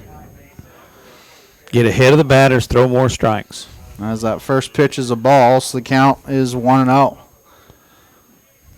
As here comes the 1-0 from Sherwood, and that pitch is lofted in the air to center, but out there in center, Klaus, I think, moved maybe 2 steps back. Yep. And able to snag it out there, and so 2 pitches and 1 out is a lot better. Yes, that's what we're looking for. Throw strikes, let the guys behind you make play. I mean, he loaded the bases up, and the guys behind him didn't have a chance to make the play. Caden Klump will come to the plate, flew out to Ryan Owens out in right field his first time up. Comes the first pitch. That ball is down the right field line, out of play, foul towards the softball facility over there. Yeah. Count 0-1. So here comes the 0-1, and that pitch is outside, so the count 1-1. Sponsors here this afternoon: Campbell Biddlecombe Funeral Home, Big Nickel, Missouri Southern State University, and Prairie Top Chiropractic, all sponsoring the broadcast. 1-1 the count. Here comes the 1-1, and that breaking ball is in there for a strike. Count 1-2. There we go. It's better. Now you can hit the edges and hit the off-spin because he has to swing. So here comes the 1-2, and that pitch is poked down the right field line. That one also out of play. Count remains 1-2. And Darryl, this is where... Just a defensive swing. Yeah. That's all that was. Well, this is where Sherwood has run into a little bit of problems today, is he's gotten ahead of hitters, and then he's lost them. Well, they kind of want to throw off, and make them chase something bad. So the 1-2 is high. So counts 2-2. And, the whole theory is, man, I hate to give up an 0-2 hit or a 1-2 hit. Well, I kind of the other way around. It's harder to hit when it's 0-2. Yeah. So here comes the 2-2, and that pitch is swung on and missed for strike 3. Third strikeout of the game for Sherwood, as he's going kind of pitch for pitch here with Klump, as Braden comes to the plate. He's 0-for-1 with a strikeout. This technically, if he could get it, would it be his second 1-2-3 inning, as that pitch is inside for a ball, so counts 1-0, but theoretically, it would be his first because Nadarata reached on a walk and then got picked off. 1-0 the count. Here comes the 1-0, and that stays high, so the count's 2-0. Lighthouse Tax Services, Dairy Queen of Seneca, First Community Bank, Cedar Lane Farm and Garden, and the Northwest Arkansas Naturals, all sponsoring the broadcast. It's the 2-0. He's in there for a strike, and the count's 2-1. Been a pretty quick game so far, as we're not even an hour in. It's the 2-1 is low, and the count now 3-1, not even an hour in, and we're almost through 3 innings. Guess that's what happens when you have one combined hit between the two teams. Yeah. Even with all the walks and hits, hit by pitches. Ball hit on a couple hops to third, and it goes underneath the glove of Houchin. A 2-out error allows a runner to reach for Nevada, as I think Houchin expected that one to have a little more of a hop there. It's different on that dirt than it is turf. Turf, you get the little more bounce up there. In dirt, it's a lower bounce. And that had top spin on it, which keeps it lower. There is a courtesy runner at first. I did not catch the number, though. Neither, Ben. As Jet Snyder will come to the plate. He flew out to Heffron and left his first time up. Hit it hard, too. Just got underneath it a little bit. So both teams have an error now. See if Seneca can eliminate their error, as Seneca scored off of Nevada's error in the top of the third. So they threw behind the runner. They picked him off. That is the second time here today that Sherwood has picked somebody off, and that will end the inning for Nevada. No runs, no hits, one error, nobody left. 3 in the books, 1-0 Seneca here on the KNEO and Seneca Indian Sports Network. Prater's Pharmacy in Seneca is a proud supporter of the Seneca Indians. The pharmacy is open from 9 to 5:30 Monday through Friday and from 9 to 1 on Saturday. They offer an automatic refill program and internet refill service online at praterspharmacy.com and through their mobile apps. They also have a drive-through window. Prater's Pharmacy at 1711 Cherokee in Seneca, 417-776-8701. Go Indians! The Bible indicates that time is a mystery. Billy Graham. It is a paradox that while even a tiny child can tell us what time it is, not the profoundest philosopher can tell us what time itself is. So, what should you be doing with the time you have? Time has been given to you for the purpose of glorifying God in this life. Time has been given to you to have an encounter with the living God. That encounter happens when you ask His Son, Jesus Christ, to forgive your sins and to take control of your life. Ladies and gentlemen, the hour is late. Today is the day of salvation. Now you can accept Jesus Christ as your Savior. You can put your faith, your trust, and your confidence in Him. If you'd like to learn more about beginning a relationship with Jesus Christ, then call us at 855-255-PRAY. That's 855-255-PRAY. We're the Billy Graham Evangelistic Association. And we welcome you back as Ball takes a ball to start off the top of the fourth. Silas Ball at the plate, grounded out to third. His first time up is the 1-0 pitch is outside, and the count is 2-0. People's Bank of Seneca, Crowder College, Christian Healthcare Ministries, Seneca School District, all sponsoring the broadcast. So here comes the 2-0. That pitch hits the outside corner, and that's kind of one of those, Darryl, it's on the outside corner, but it's not in your happy zone. Don't swing at it. Yeah. Be ready to come again. As not sure if Klump was on the same page as his head coach, so he steps out. Yeah. Comes the 2-1, and that breaking ball, they're going to say he went around. And the count's 2-2. It certainly did not look like he went around. It didn't look like he went any further than that Nevada kid that they checked and said no. Here comes the 2-2. That ball is poked out into short left field, and he just gets it. That is a single. Yeah. I mean, that was an excellent attempt out there by Nadarata at short. He had a long distance to go, and it went off his glove. But the leadoff runner is on for Seneca as Asher Prater comes to the plate. Just off the end of the bat and didn't have a whole lot of pop on it. That shortstop made a great play and just off his glove. So Seneca has a runner at first as here comes the first pitch to Prater, and that's low and outside. So the count's 1-0. Like you said, you put the ball, hit the baseball, put it in play, and good things happen, Ben. Southwest Missouri Bank, the Osho Daily News, Marine Center Incorporated, Community Bank and Trust sponsoring the broadcast. So here comes the 1-0, and that ball is laced down the first baseline, and it's a fair ball. They call it fair ball, and it's going to roll all the way to the wall. A late jump out there as having to stay at first was ball, and it is a long single for Prater, and runners are at first and third for Ryan Owens, and we'll see if there's a pinch runner here for Prater. He's going to pinch run. He's going to pinch run for him this time. As the pinch runner for the catcher? No, it's not a courtesy runner. It's a pinch runner. Oh, they are. Courtesy for the catcher and both. Yes, both of them. So there is a courtesy runner out there for the catcher and a pinch runner out there for the designated hitter. As I'll get you numbers here in a second. As it's going to be Ryder Owens at third. And I believe I had a number out there. Number 3. It is Jackson Yoakum at first. Yeah. So runners at first and third, nobody out here for Ryan Owens. Do not be surprised, A, if they try and get Yoakum in a pickle, and B, if they put down a squeeze play. Yeah, he's a bunch of young kids. I'm not for sure. I think he just wants a little speed in case we get a hit out there. That had to hit right on the line, Ben. That was so close. Yeah, I thought it was curving foul as the first pitch hits the inside corner. So the count is 0-1 here on Owens. 4-State Sports Report, Missouri Farm Bureau agent Josh Dotson, the Osho Area Chamber of Commerce, and Mid-America Specialty Markets all sponsoring the broadcast. At some point, do you send Yoakum to try and get out of a double play ball potentially? Not yet.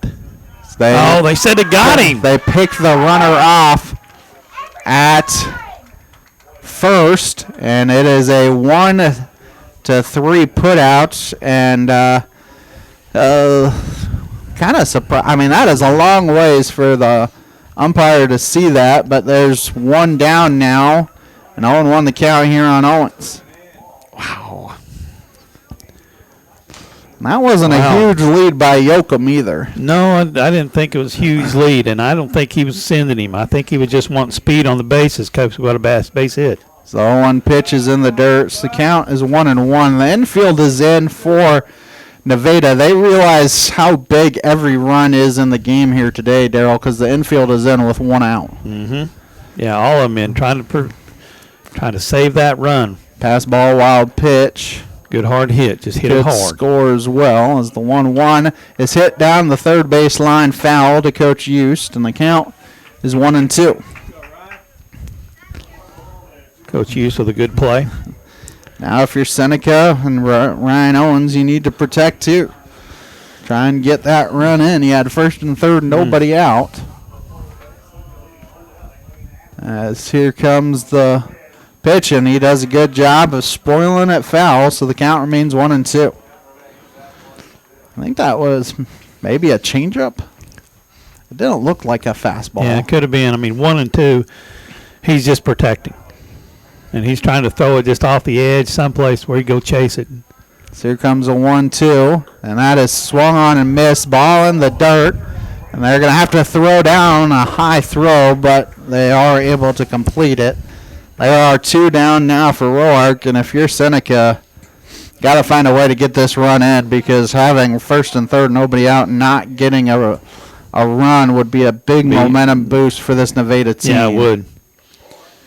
Thank you to Lighthouse Tax Services in downtown Seneca, offering personal and business tax filings for Missouri and multiple states. Sponsor of KNEO Radio and the Seneca Indians, as Roark fouls the first one off. It's the count's 0-1. If he can find a way to reach, Jagger Wilson could provide some pop too as you get back to the top of the order. 0-1 the count here on Roark. 0-1 is inside and in the dirt, so the count 1 ball and 1 strike. 1-1 the count.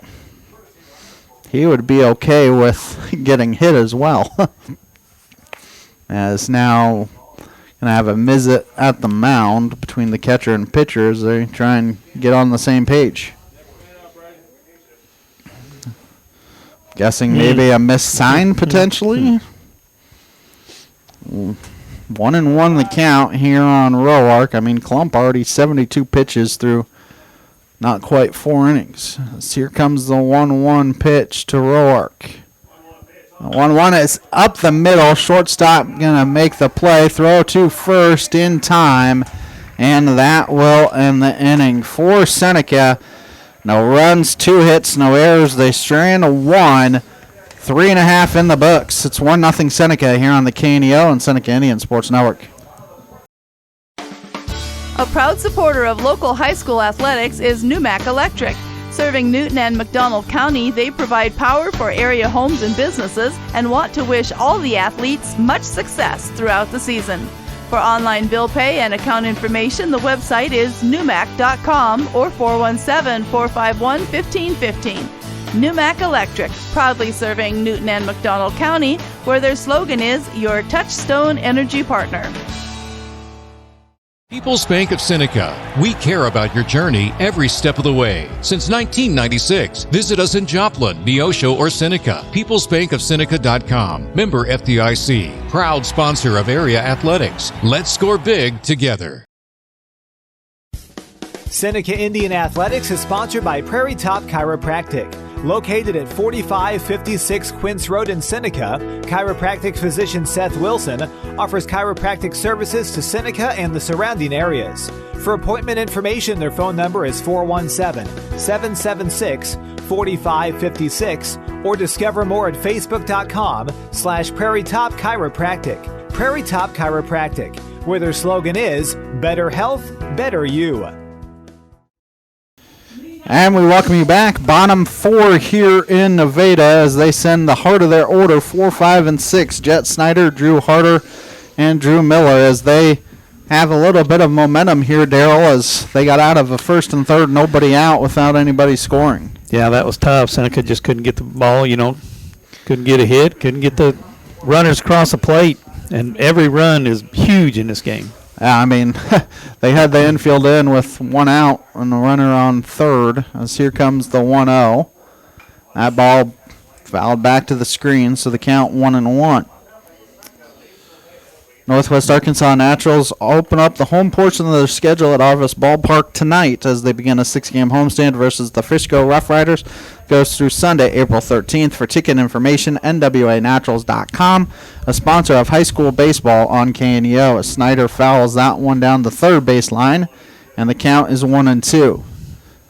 I will say both teams are doing a good job of making these starting pitchers work, as I don't know that either of these guys are going to be part of the decision here. Yeah, not with the pitch counts these days. It's the 1-2 pitch is outside, and the count 2-2. I mean, Sherwood got away with a little bit there.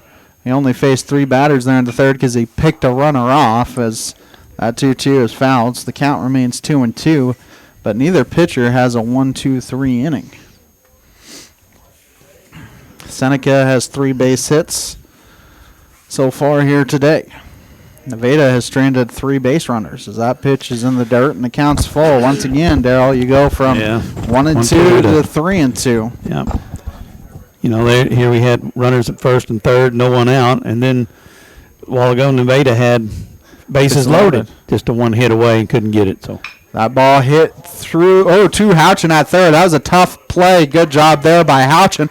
It looked like it was going to go under his glove, Darryl, and at the last second, he got his glove down, and there's 1 down. That's a good move. That's about as far as House can move to his left without diving. But he came out with a good play and a good throw. So Drew Harder will come to the plate here for Nevada. He walked in his 1 plate appearance. So 1 out here, lefty-lefty matchup. Those lefty-lefty matchup, Darryls, do they favor the pitcher, the hitter? Doesn't really matter. I mean, I know it probably depends on the kid. Well, they always substitute in, in the big leagues for righty-righties or lefty-lefty matchups at the, toward the end of the game. So that ball is spoiled foul as the first pitch was a ball, so the count 1-1. I think it favors the pitcher, but, you got to throw strikes. 1-1 the count here on Harder. Miller on deck. Miller got hit by a pitch to have runners at first and second as that pitch hits the inside corner. Ooh. And the count's 1-2. That was a nasty changeup that just sat there and dove right over the edge of the plate. That was a good pitch. 1-2 the count here on Harder As here comes the 1-2 from Sherwood, and that pitch hits the inside corner on back-to-back curveballs, and there's 2 outs. That is the 4th strikeout of the game for Sherwood, as he has a strikeout an inning so far. Well, it seems like he's just kind of settling in here. I mean, the last couple of innings he's thrown strikes and been ahead of the runners and been ahead on count. As Drew Miller got hit by a pitch his first time up. Takes a called strike, so the count 0-1. To keep up on the latest Seneca broadcast ballgame schedule, be sure to like us on Facebook, facebook.com/KNEO Radio. Follow us on X, KNEO 917 Sports. As the 0-1 pitch came over the plate, but maybe a little bit late, so the count now 1-1. Maybe high as well. Little high. So here comes the 1-1, and he swings and misses at it. And the count 1-2. Did a good job on the last batter of getting to the count 1-2 and finishing him off in one pitch. See if Sherwood can do that here. Here comes the 1-2. That pitch is spoiled foul, so a good job there by Miller to keep himself alive. Seneca 1-0 lead here in the bottom of the 4th inning. Gets late quick in these games, and it's getting late here pretty quick. Yeah, they go by quick. This game's going by pretty quick. So that ball hit on a couple hops to Houchin. Long throw to first, and a good job there by Houchin, who gets both putouts to end the inning. Seneca has their first 1, 2, 3 innings in the books. Nothing doing here through 4. Seneca still up 1-0 here on the KNEO and Seneca Indian Sports Network. Dairy Queen Grill and Chill in Seneca is the place to go before or after the game. Check out their amazing menu of fan-favorite blizzards like Oreo or cookie dough. Happy hour is daily from 2 to 5 p.m. That means everything you can drink from a straw is half price, excluding premium shakes. Don't forget to grab one of their $7 meal deals or their signature stack burgers and top it off with a Misty Slush. The Dairy Queen Grill and Chill in Seneca, located at 308 Washington, open daily from 10 a.m. to 10 p.m. Proud to support the Seneca Indians. The Roper Kia 4-State Sports Report will provide up-to-the-minute scores and highlights from around the 4 states.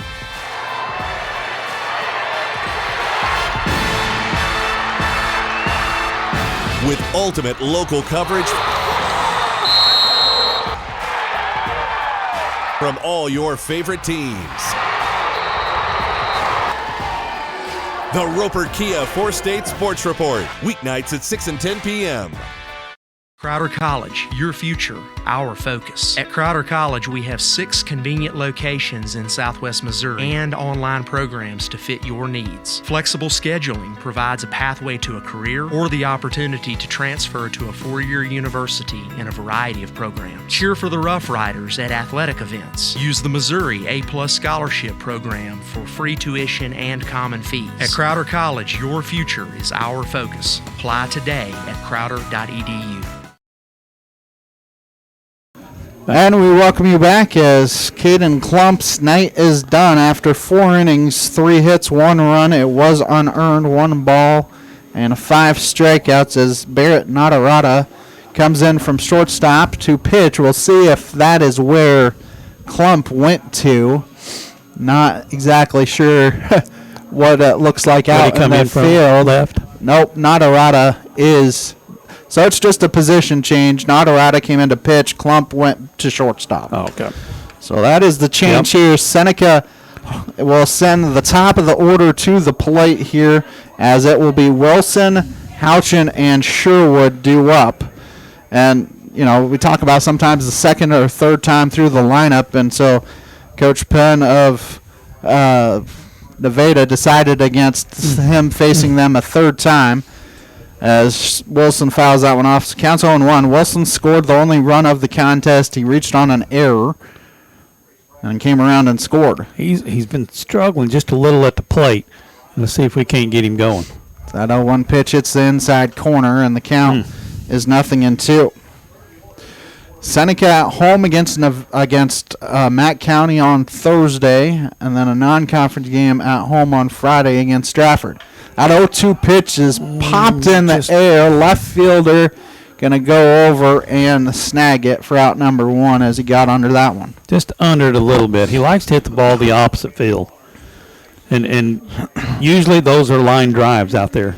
And he just got underneath that in just a little. As Houchin comes to the plate, he's probably happy to see a different pitcher as he's 0 for 2 with 2 strikeouts.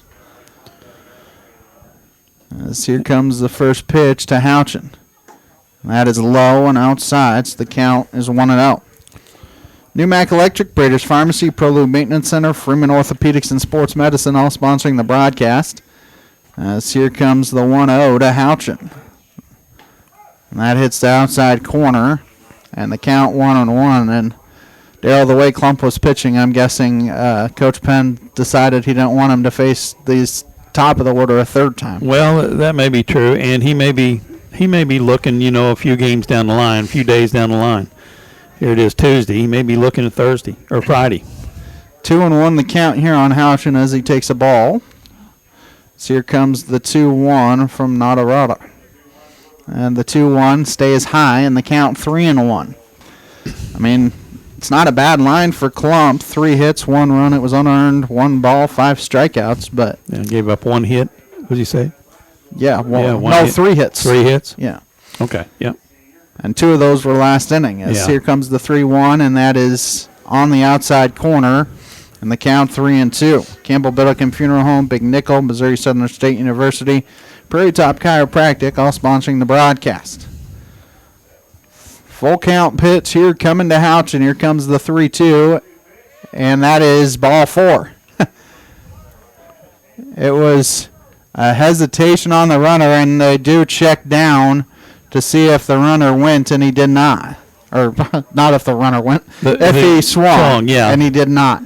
So a 1-out base runner as Houchin reaches for Drew Sherwood. Sherwood has 1 of Seneca's 3 hits. He's also walked. The only RBI. Yeah, and his was kind of a seeing eye single through the right side. He's got that bat. I call the seeing eye dog. He can find him. As here comes the first pitch to Sherwood in the dirt. Good block there by the catcher as the count is 1-0. Lighthouse Tax Services, Dairy Queen of Seneca, First Community Bank, Cedar Lane Farm and Garden, the Northwest Arkansas Naturals, all sponsoring the broadcast. If you're Seneca, if Nevada finds a way to come back, you're going to... call it a balk? They called a balk on the play, so no pitch, and a balk allows Houchin to second. I'm guessing he did not get set. Yeah, that's what I'm guessing. Because I didn't notice anything. I didn't either, but Houchin was halfway to second when they called it. 1-0 the count. I mean, if you're Seneca, another runner in scoring position, you have to find a way to get him in. Yeah. I mean, if Nevada finds a way to come back, as here comes the 1-0. That pitch is spoiled foul, so the count's 1-1. Seneca, through the first 4 innings, has stranded 5. They stranded a runner at second in the first, and they stranded a runner at third in the fourth. Those are kind of the 2 big ones for Seneca so far. It could easily be 3-0 right now. Yeah, this is where we need to get some timely hits. You had 1 from Drew early. 1-1 the count. That pitch poked in the air. Left fielder went out, and now he's got to run and come in, and he will snag it out there for out number 2 as that left fielder Walker. Well, it was a little bit of adventure, but he went and got it. Yeah. And there's 2 down now for Hagen Ginger. Ginger has flown out and been hit by a pitch. That center fielder is probably playing normal depth, but from the way I look at it, almost looks like he's playing shallow. If you get just a good hard shot, line drive, you got to hit the ball on the nose. Here comes the first pitch to Ginger. That ball hit to third, and they are going to try and tag the runner as Sherwood. They're going to say Sherwood was out of the base path there. I guess they called him, said he ran out of the base path. Certainly did not look like it, but he is out of the inning. So I guess you say that's a G5 on the putout. For Seneca, no runs, no hits, no errors. And since he was out, I guess you don't strand anybody there. No, I guess not. 3.5 in the book, 4.5 in the book. Seneca up 1-0 here on the KNEO and Seneca Indian Sports Network. Happy Egg supports the family farmer because they've seen the difference a choice like this can make. Now you can grow for Happy Egg and choose to raise hens the right way, the happy way. When you grow for Happy Egg, you're growing for a family-owned and operated business. You're raising happy hens on 10-plus acres who will lay happy eggs. You're working for yourself. As a Happy Egg grower, you'll receive new flock cost support and yield-based compensation. Visit happyegg.com/grower to apply today.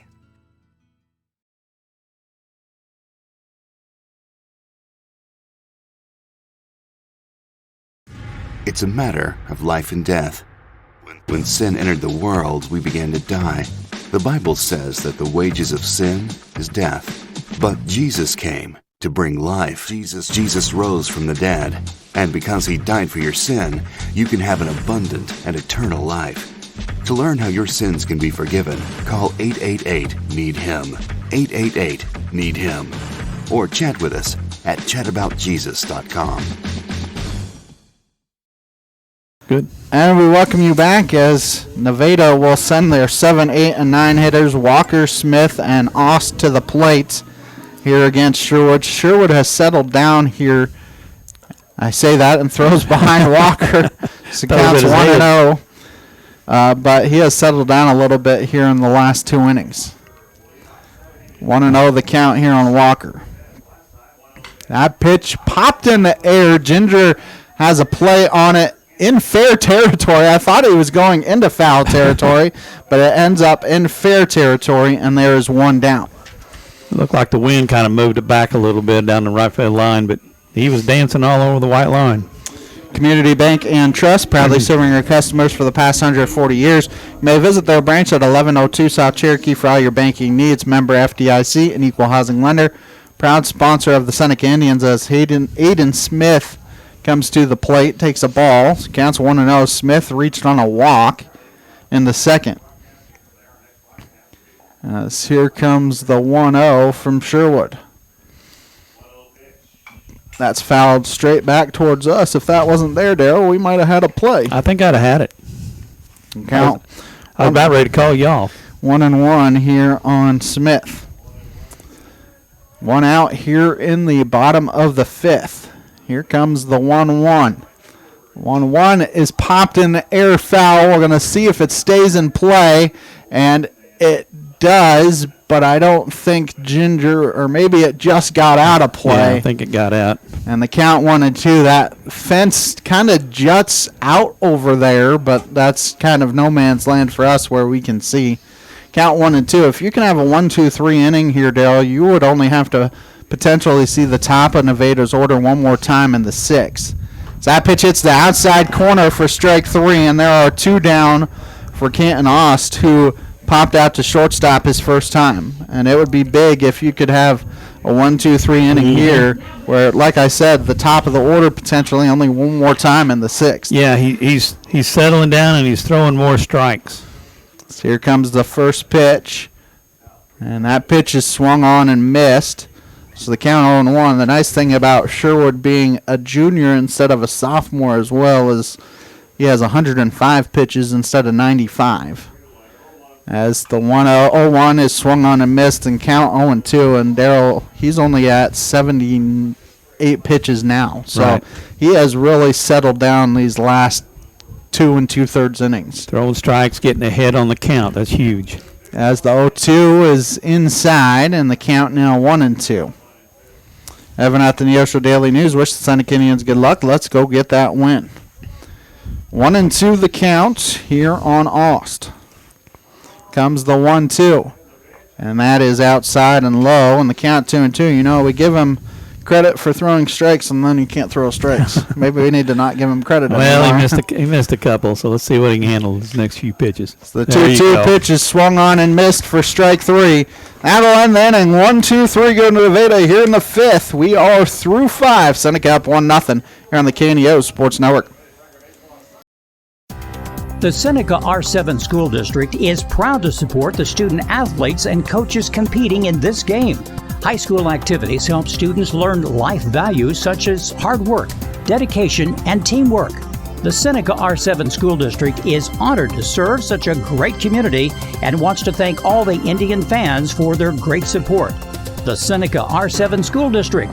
Tradition, pride, class. Seneca Indian Athletics is sponsored by Prairie Top Chiropractic.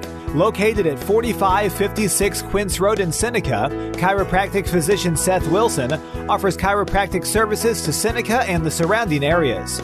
For appointment information, their phone number is 417-776-4556 or discover more at facebook.com/Prairie Top Chiropractic. Prairie Top Chiropractic, where their slogan is Better Health, Better You. Singing is my career and my calling, but I'm also a mother of 4. And as entrepreneurs, we weigh the cost of every decision. Medical bills are no longer a worry for our family, so I can focus on my calling. And our family. Joining Christian Healthcare Ministries was one of the best decisions we ever made. We're the Blair family, and this is our CHM story. Choose your doctor without network restrictions, all at an affordable price. Enroll anytime at chministries.org/enroll. People's Bank of Seneca. We care about your journey every step of the way. Since 1996, visit us in Joplin, Neosho, or Seneca. PeoplesBankOfSeneca.com. Member FDIC. Proud sponsor of area athletics. Let's score big together. Oh, welcome back. Seneca will send 5, 6, and 7 to the plate. You may have caught the tail end of my conversation there with Dale talking about Sherwood getting called out of the base pass there to end the top of the 5th. As Klaus swings and misses at the first pitch, the count's 0-1. Seneca will send 5, 6, and 7 to the plate here in the 6th. You would love some insurance here if you're the Indians. Just love to get a timely hit or two. And there has not been very many in this game, Ben. Klaus 0 for 2. He's probably also happy to face somebody other than Klump. So that 0-1 is low, and the count now 1-1. People's Bank of Seneca, Crowder College, Christian Healthcare Ministries, Seneca School District, all sponsoring the broadcast. 1-1 the count here. Here comes the 1-1. 1-1 is chopped foul towards the Nevada dugout, and the count now moves to 1-2. Want to thank some of our other sponsors: Southwest Missouri Bank, Neosho Daily News, Marine Center Incorporated, and Community Bank and Trust. 1-2 the count here on Klaus. Here comes the 1-2 offering. That pitch is hit to shortstop. Slow roller. Throws to first and got him out by half a step. But there, that's what you're talking about. It was a lot closer play than maybe it normally would be on turf, because the shortstop there, Klump, kind of let it come to him, and Klaus made it a lot closer probably than it could have. Yeah, that was a faster runner down there. I mean, I'm not saying Caden Klaus is slow at all, but you see how much the grass slowed that down, and Klump really needed to charge that. Silas Ball comes to the plate for Seneca. He had a single his first time up. Here comes the first pitch to him. I shouldn't say his first time up, his last time up. He's 1 for 2 as he takes a called strike, so the count's 0-1. Nevada, in their half of the 6th, will send their 1, 2, and 3 hitters to the plate as here comes that pitch. That ball is roped to left field, and the left fielder can't make a diving catch. That was an excellent attempt out there and left by Walker. He actually had the ball in his glove, and it popped out as he hit the ground, so you got to give a single there to Ball. And Prater hit one down the first base line. It was a long single as last time. He laced it down the right field line. It was a long single, and Ball got to third, where Seneca had runners at first and third and couldn't score. We'll see what happens here. You don't blame Ball on that play last time because he didn't want to get picked off because the first baseman was right there, and it just went over the first baseman's head. So Prater takes a pitch high, so the count is 1-0. Prater has a single and been hit by a pitch. What a great play from that, third or left field, Ben. I mean, looking into the sun, diving at the ball. It was a great effort. And it was in his glove for half a second. His glove and bounced out. I'm like, golly, that was a great effort. As here comes the 1-0 from Nadarata, and that is high. It's count 2-0. There's a big lead, at least a big secondary lead out there at first by Ball. You got to be careful. Make sure the catcher, Braden, doesn't throw behind you. 2-0 the count here on Prater. As here comes the 2-0. That pitch is hit on a couple hops, and a third baseman can't grab it. Long throw to first, and the first baseman can't grab it. Runners will be at first and third. And Seneca is in business once again. I think that's an E5, Daryl. I mean, it's a tough play. It is a tough play for both the third baseman as well as the third baseman, as you have a courtesy runner. And you're going to have a courtesy runner in for ball, which that is going to be number 1. Again, that is Owens. That is Ryder Owens. And now you have a pinch runner for Seneca at first. So Prater will be done because he is. Does that mean Ian? It might be Heffron. Heffron is still. Which Heffron is the extra player, so he would come in and hit in that spot next time if necessary. Because Prater 1 for 2. I mean, that ball was hit hard though. As they are going to bring the infield in, and Daryl, like we said, all these runs very important. They're bringing the infield in. They are willing to give up a double play to get that runner out at home. And now they're going to put Heffron. They throw it away. One going to come in and score. I don't think the second baseman realized what was happening. They were trying to get him in a pickle, and the E1 allows the run to come in and score, and Seneca has a runner at third. I don't think the second baseman realized what was happening, and now the entire infield going to go in and talk. Well, the pitcher, I think, tried to throw to the second baseman. The second baseman took off somewhere else. No, second baseman wasn't paying any attention. He didn't move. And and it just threw it away. I mean, just threw it out in right field. Yeah. So now we get all the way to third. Yeah. With Heffron, which Heffron was trying to get in a pickle to get that second run in, and now Heffron at third, still nobody out. Both runs that have come in, Daryl, are unearned, and they're still playing in. As that first pitch is high, so the count is 1-0.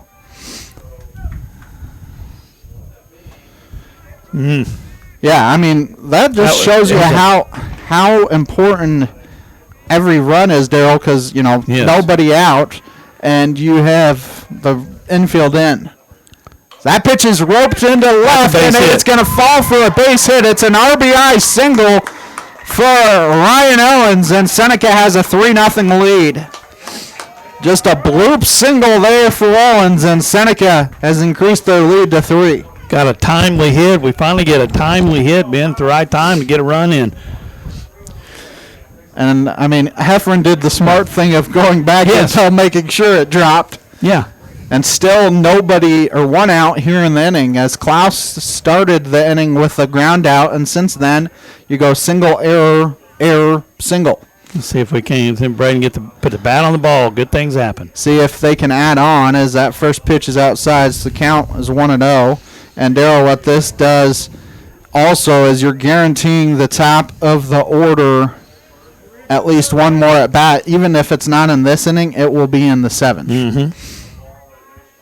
As 1-0 the count here on Roark. He hit it to shortstop last time up, as that pitch is high, and the count's 2-0.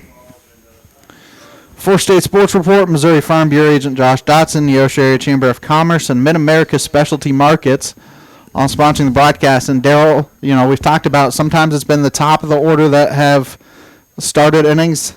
Right here in the 6th, it's the bottom half of the order. Last 2 innings, it's been that have done that as the 2-0s in there for strikes. So count 2-1. Yeah, middle to bottom. I mean, Ball has been the one that has started at the last 2 innings. Prater has helped it along, and they were also helped by a throwing error, but still. A couple of errors from Nevada. Snowball effect. We've all seen it. It's 2-1 the count here on Roark. Here comes the 2-1, and that hits the inside corner. And Nadarata has worked it from 2-0 to 2-2. Yeah, you got to be swinging the bat here. Put the bat on the ball. 2-2 the count here on Roark. Runner at first is Ryan Owens. Here comes the 2-2. And he is swinging at it. It's a slow roller. They're only going to have one play, and the second baseman bobbles it. And like we said, Daryl, sometimes when things aren't going right, they just continue. It's a snowball effect, Ben. We've seen it over and over. It's nice when it happens, for us this time. That is the 3rd error of the inning. It's a fielder's choice to get Owens to second, because he was going to second regardless. That ball was too slow to turn two as Jagger Wilson comes to the plate. He's 0 for 3. He reached on an error in the third. How big would it be for Wilson to find a gap? Yeah, this is what we need. He likes to hit it to left field. He likes to hit the line drives. Well, he was aiming that way as that one's fouled off. So the count's 0-1. Excuse me. But yeah, he needs to come out. He's in just a little bit of a slump, and he knows it, and he's frustrated by it, but I guarantee he could break it out right here. And he's got power to beat that center fielder too, Ben. 0-1 the count here on Wilson as that first pitch was fouled off. Here comes the 0-1. That ball is popped in the air. That's kind of no man's land. The shortstop, Klump, will corral it. They potentially, I don't know if they did call it. They could have called infield fly there. Yeah, they could have. And there's 2 down now for Houchin, who reached on a base on balls his last time. And then he was actually the one, I said it was Sherwood. That was out of the baseline, but it was Houchin that they called out of the baseline. Yeah, it wouldn't have been it wouldn't have helped them at all if he let it drop, call the infield fly, or if he just let it drop, it wouldn't have helped him. Nobody was covering third. So 2 outs here for Houchin, who's 0 for 2, but walked his last time. Here comes the first pitch from Natarata. That ball is laced down the right field line. If it stays fair, it's foul. I was going to say, if that stayed fair, that would have scored 2 easily, as Owens was already at second base. Yeah. Owens gone. I guarantee Braden Roark wouldn't probably. I was going to say Roark was already at second, not Owens. Yeah, and Roark's out there with a big, huge lead. Yeah, because they're not holding him on. Yeah. 0-1 the count here on Houchin. Yeah, he's got a big secondary lead because they aren't paying any attention to him. Throw behind. Owens at second, and he's back safely. Yeah, they aren't paying any attention to Roark, but Roark also has to be careful to make sure the first baseman doesn't sneak in behind it. I've always thought we don't have a signal to do that. Because Natarata is not paying any attention to Roark at all. He's halfway to second as that pitch is swung on and missed, and the count 0-2. Houchin was aiming for that house in left center field. He was aiming for something not in the ballpark. Let's put it that way. I was going to say there's kind of a house just past the foul pole in left field, but it's in foul territory, so I didn't want to say that one. One more hit, Ben. One more hit in this inning. As the 0-2 pitch, and Houchin just gets a piece to stay alive. That was good. That was a good at bat, a good swing. If you didn't like it, foul it off, do something, get a piece of it. The pitcher will get it out there. The pitcher will put it in play. The pitcher will give him a shot where he can get if you foul all them off. Count remains 0-2 here on Houchin. Seneca has scored 2 runs on 2 base hits so far in the inning. Looking for more insurance. 0-2 the count. That ball is hit through the left side for a single. They're going to send the run home. There's going to be a close play. They actually don't cut it off. I thought they were going to cut it off. And then safely at home is Ryan Owens, and an RBI single for Grant Houchin. And Seneca adds some insurance here to make it 4-0. That's what we need. Some more timely hits here. Let's get to this. And Drew, he's the one that's got the hot bat here. He's probably the hottest. I imagine his batting average is better than anybody on the team. He's Sherwood 1 for 2 today. He's flown out to left his last time. He also has walked 3 runs in the inning. That is the first run in the inning that's been earned, Darryl. Yeah. The next run wouldn't be earned either because of the error at second. It's rare to see the Nevada make some errors like that, but Sherwood hits it to left center field. It's going to be dropped out there in left field. 2 runs are going to come in and score. There's a play for potentially the second run. They had a good job getting that second run out. It is an E7 out there in left field to allow that run to come in and score, as a plethora of errors out there for Nevada, as Seneca has themselves a 5-0 lead. Seneca scores 4 runs in the inning on 2 base hits, and there were 4 errors in the inning, and they strand 2. 5.5 in the books. Seneca up 5-0 here on the KNEO Sports Network. Prater's Pharmacy in Seneca is a proud supporter of the Seneca Indians. The pharmacy is open from 9 to 5:30 Monday through Friday and from 9 to 1 on Saturday. They offer an automatic refill program and internet refill service online at praterspharmacy.com and through their mobile apps. They also have a drive-through window. Prater's Pharmacy at 1711 Cherokee in Seneca, 417-776-8701. Go Indians! The Neosho Area Chamber of Commerce is an organization that exists to make Southwest Missouri a better place to live. That is why they are proud supporters of high school athletics. They understand that the life lessons learned from sporting competition teaches responsibility and discipline and makes our student athletes better citizens for tomorrow. Learn more about local area events online at neoshocc.com. Proud supporters of local school athletics. People's Bank of Seneca. We care about your journey every step of the way. Since 1996, visit us in Joplin, Neosho, or Seneca. PeoplesBankOfSeneca.com. Member FDIC. Proud sponsor of area athletics. Let's score big together. And we welcome you back as Nevada will send the top of the order to the plate. Notarada, Klump, and Braden as that first pitch is a ball. So the count is 1-0. As Seneca finally got some insurance, they were helped by Nevada there, Daryl. But, you know, sometimes you put the ball in play, good things will happen. Good things happen. And Sherwood's got to throw strikes, and if the Nevada puts the ball in play, we got to make plays behind him.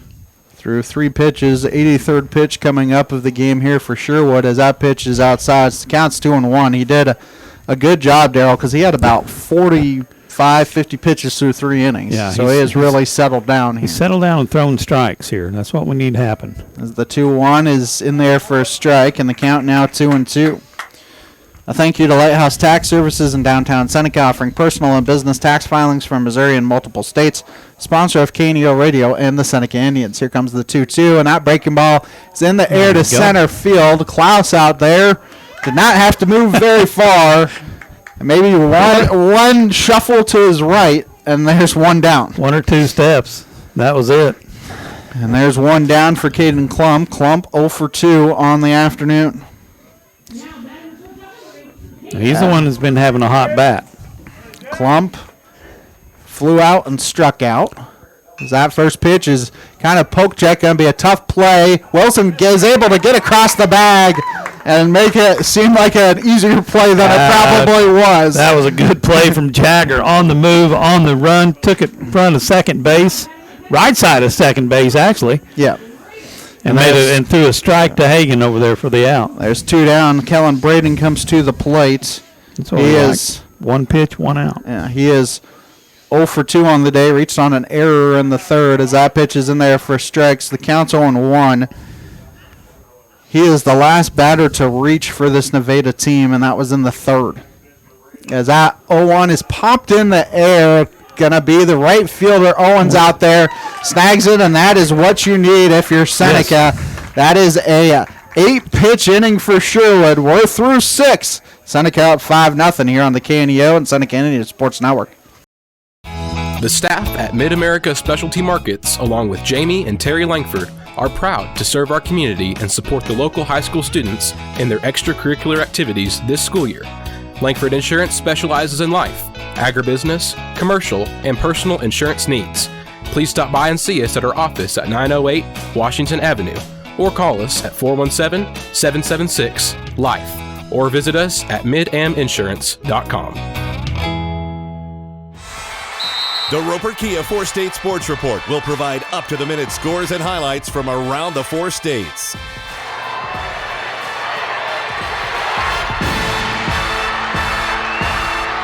With ultimate local coverage from all your favorite teams. The Roper Kia 4-State Sports Report, weeknights at 6 and 10 p.m. At ProLube Tire and Auto Center, we know what it means to rely on your vehicle. We race all year and know how to get that extra inch out of every part. Precision, quality, and reliability are not just words to us. It's what we do every day. We know you rely on your vehicle to perform for your family. From oil changes to full-on repairs, ProLube gives you the best racetrack team experience, so you can be worry-free. ProLube Tire and Auto Center, where we get it right on the road and the track. If you're a weekend warrior who likes to go, go, go, don't let pain put the brakes on your pace. When you need help with an injury that keeps you from moving, you want an orthopedic team with a proven track record. Freeman Orthopedics and Sports Medicine is nationally recognized and were recently named CareCheck's #1 hospital in the market and top 10% hospital in the state for hip fracture repair. Freeman Orthopedics and Sports Medicine, the experience you need to keep pace with life. And we welcome you back as Hagen Ginger will start off the inning here for Seneca. 4, 5, and 6. Ginger, Klaus, and Ball are the three due up. And Darryl, we talk all the time about put the ball in play, good things will happen, and that is exactly what happened for Seneca. Yeah, good ball in play. I mean, you hit the ball, you can make them make plays. They've made a couple errors. It's helped us out some. That first pitch is in the dirt. The count's 1-0. There's a new pitcher out there for Nevada. It's Montgomery Palmer. He comes in from right field. The 1-0 hits the outside corner, and the count's 1-1. Drew Miller goes from third base to right field. Nadarata goes back to shortstop, and then Klump moves from shortstop to third as that pitch hits Hagen Ginger. Second time here today. Luckily, that was second time a breaking ball hit him. But you joked who was it that got hit all the time? Ryan Owens. Oh, Ryan Owens. Hagen is getting up there and is hit by pitches as well. Ryan Owens has been we always call him a baseball magnet. Everything just comes to him. I don't know why. But. It's Caden Klaus will step in. He's 0 for 3. Grounded out to start off the 6th, actually. Let's get a few more runs. How's that been? As the first pitch is outside for a ball, so counts 1-0. Nevada will have their 4, 5, and 6 hitters due up, and since that second inning where Nevada loaded the bases and couldn't score, they've had one base runner, and that was in the third. Ginger going to try and steal second, and he is in there safely with the stolen base. I think that was a called strike, so the count should be 1-1. I'm telling you what, he's more aggressive on the base than any kid we've got. And the other ones are aggressive, and I'll almost bet you Hagen's leading in stolen bases. A runner in scoring position for Seneca with nobody out. 1-1 the count here on Klaus. Yeah, secondary leadoff. I guarantee he's wanting to go to third. The 1-1 is outside, and the count now 2-1.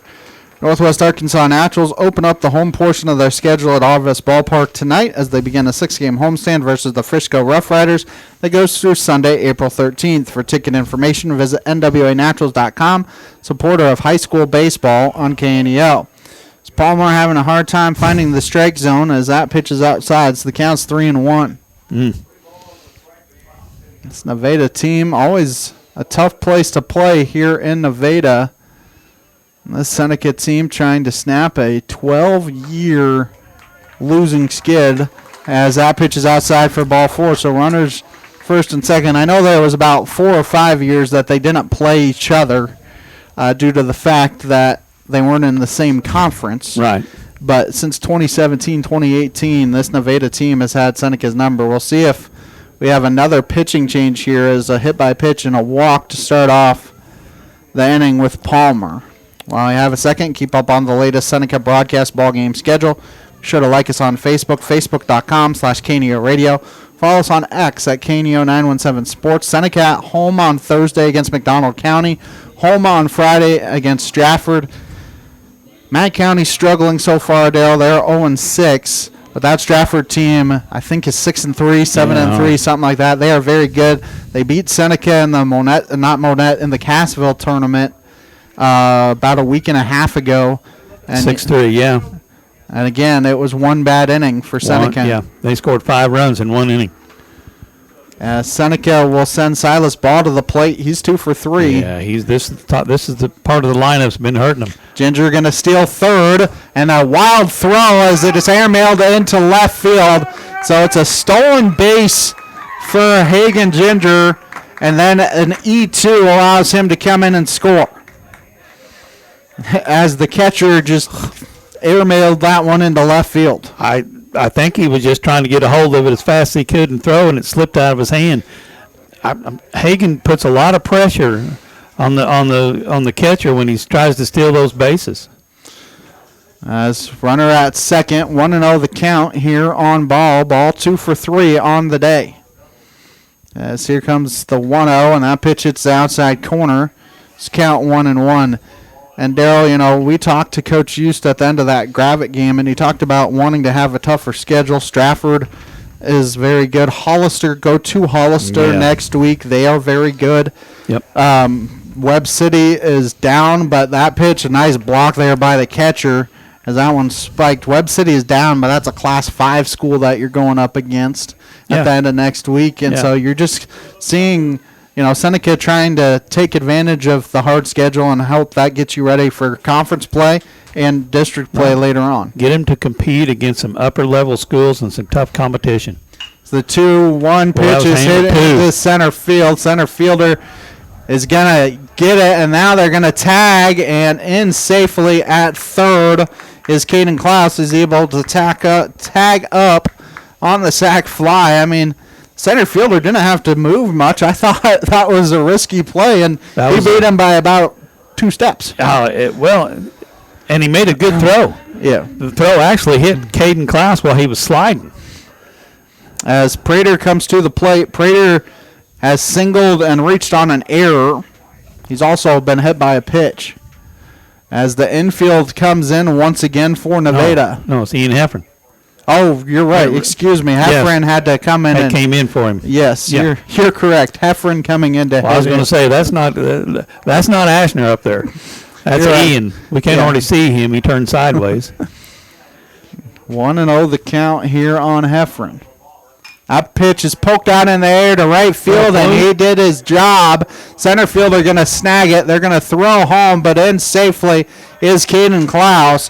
Another sacrifice fly. Heffron with an RBI, and Seneca 7-0 lead as Heffron does his job. Yeah, absolutely.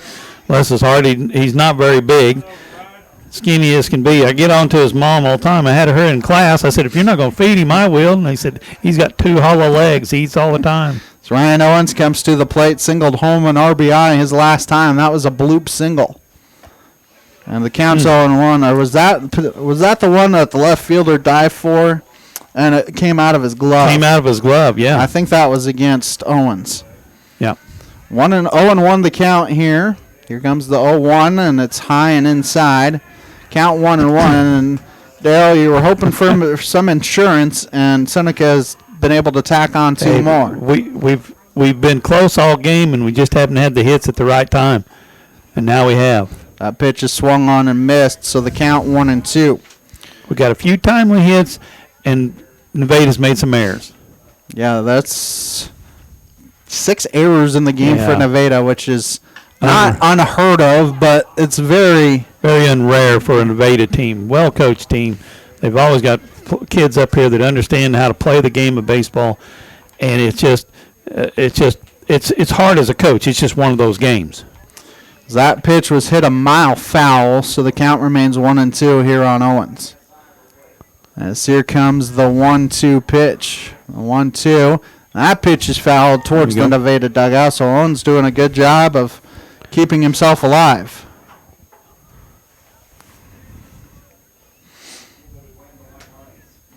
Still 1-2 the count here. Some good swings in here from Ryan Owens. There you go. And that ball hit down the third baseline, just foul. That was close. That gum. I don't think head coach Chris Eust has much of an argument.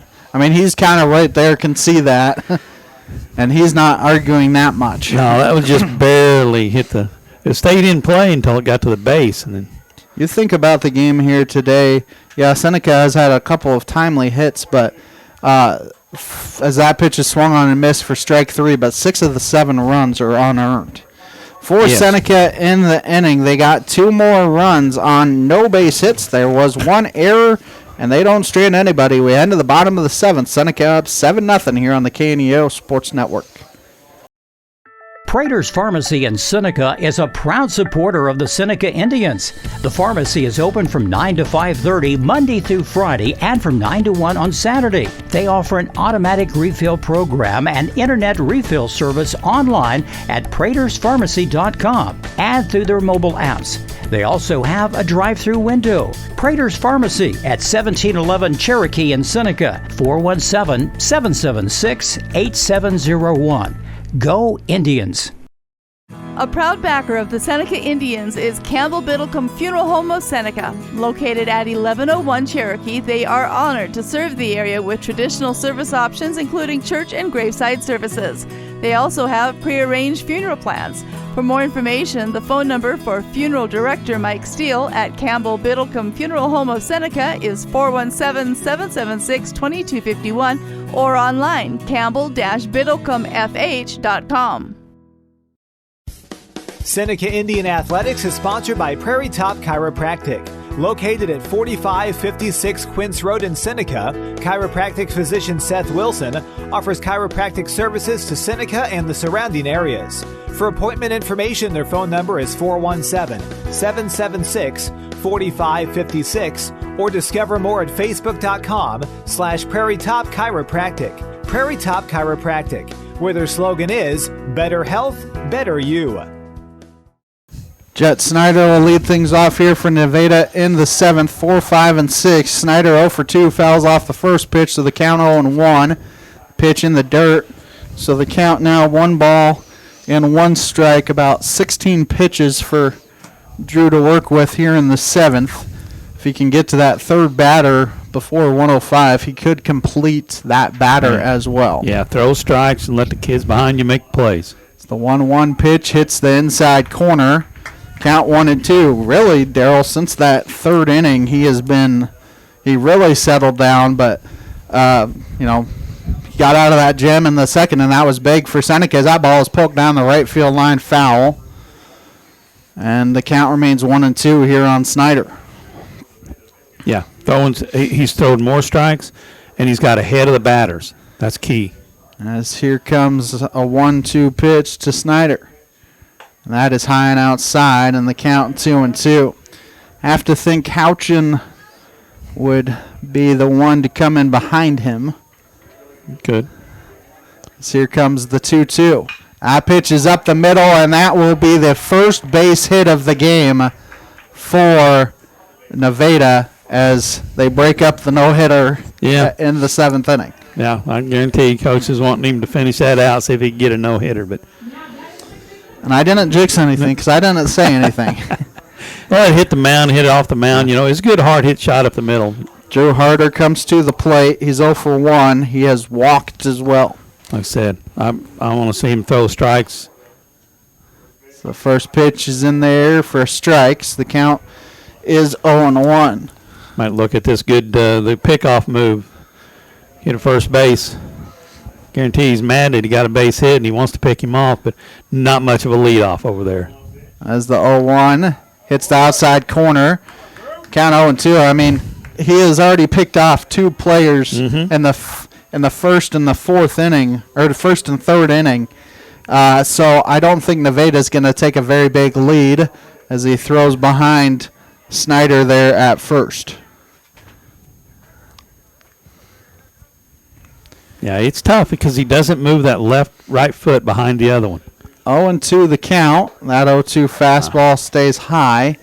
So the count now 1 ball and 2 strikes. 1-2 the count here on Harder. As here comes the 1-2. That is nubbed foul.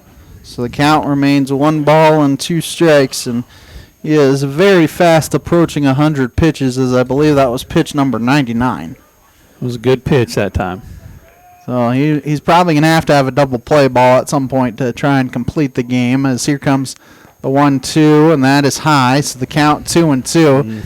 If you're Seneca, you don't want to give this team any bit of life here, and you really don't want to get back to the top of the order here in the 7th. As here comes the 2-2, I actually throw behind Snyder, who's back safely. He did not have a very big lead there at first. his run doesn't mean a whole lot, so I don't think he's going to take a big lead. Comes the 2-2, and that is inside, or actually it hit him. Yeah, hit him. So runners will be at first and second for Drew Miller. So 2 runners on here for Miller. Miller has been hit by a pitch. He also has grounded out to third. Yeah, I guarantee you, Coach, it's like throw strikes. Now this may be his last batter. Yeah. 102 here to start the bat. Unless you can get a triple play. Yeah. That would be rare. Especially in high school. As here comes the first pitch to Miller. That first pitch is high for a ball. So the count is 1-0. You just want to find a way to put strikes in and let your infield work behind you, or outfield. Infield or outfield, it doesn't matter. Just make an ounce. So the 1-0 is high and outside, and the count 2-0, and this will definitely be Drew's last batter now. 2-0 the count here on Miller, who's 0-1. But he also has reached base on a hit by pitch.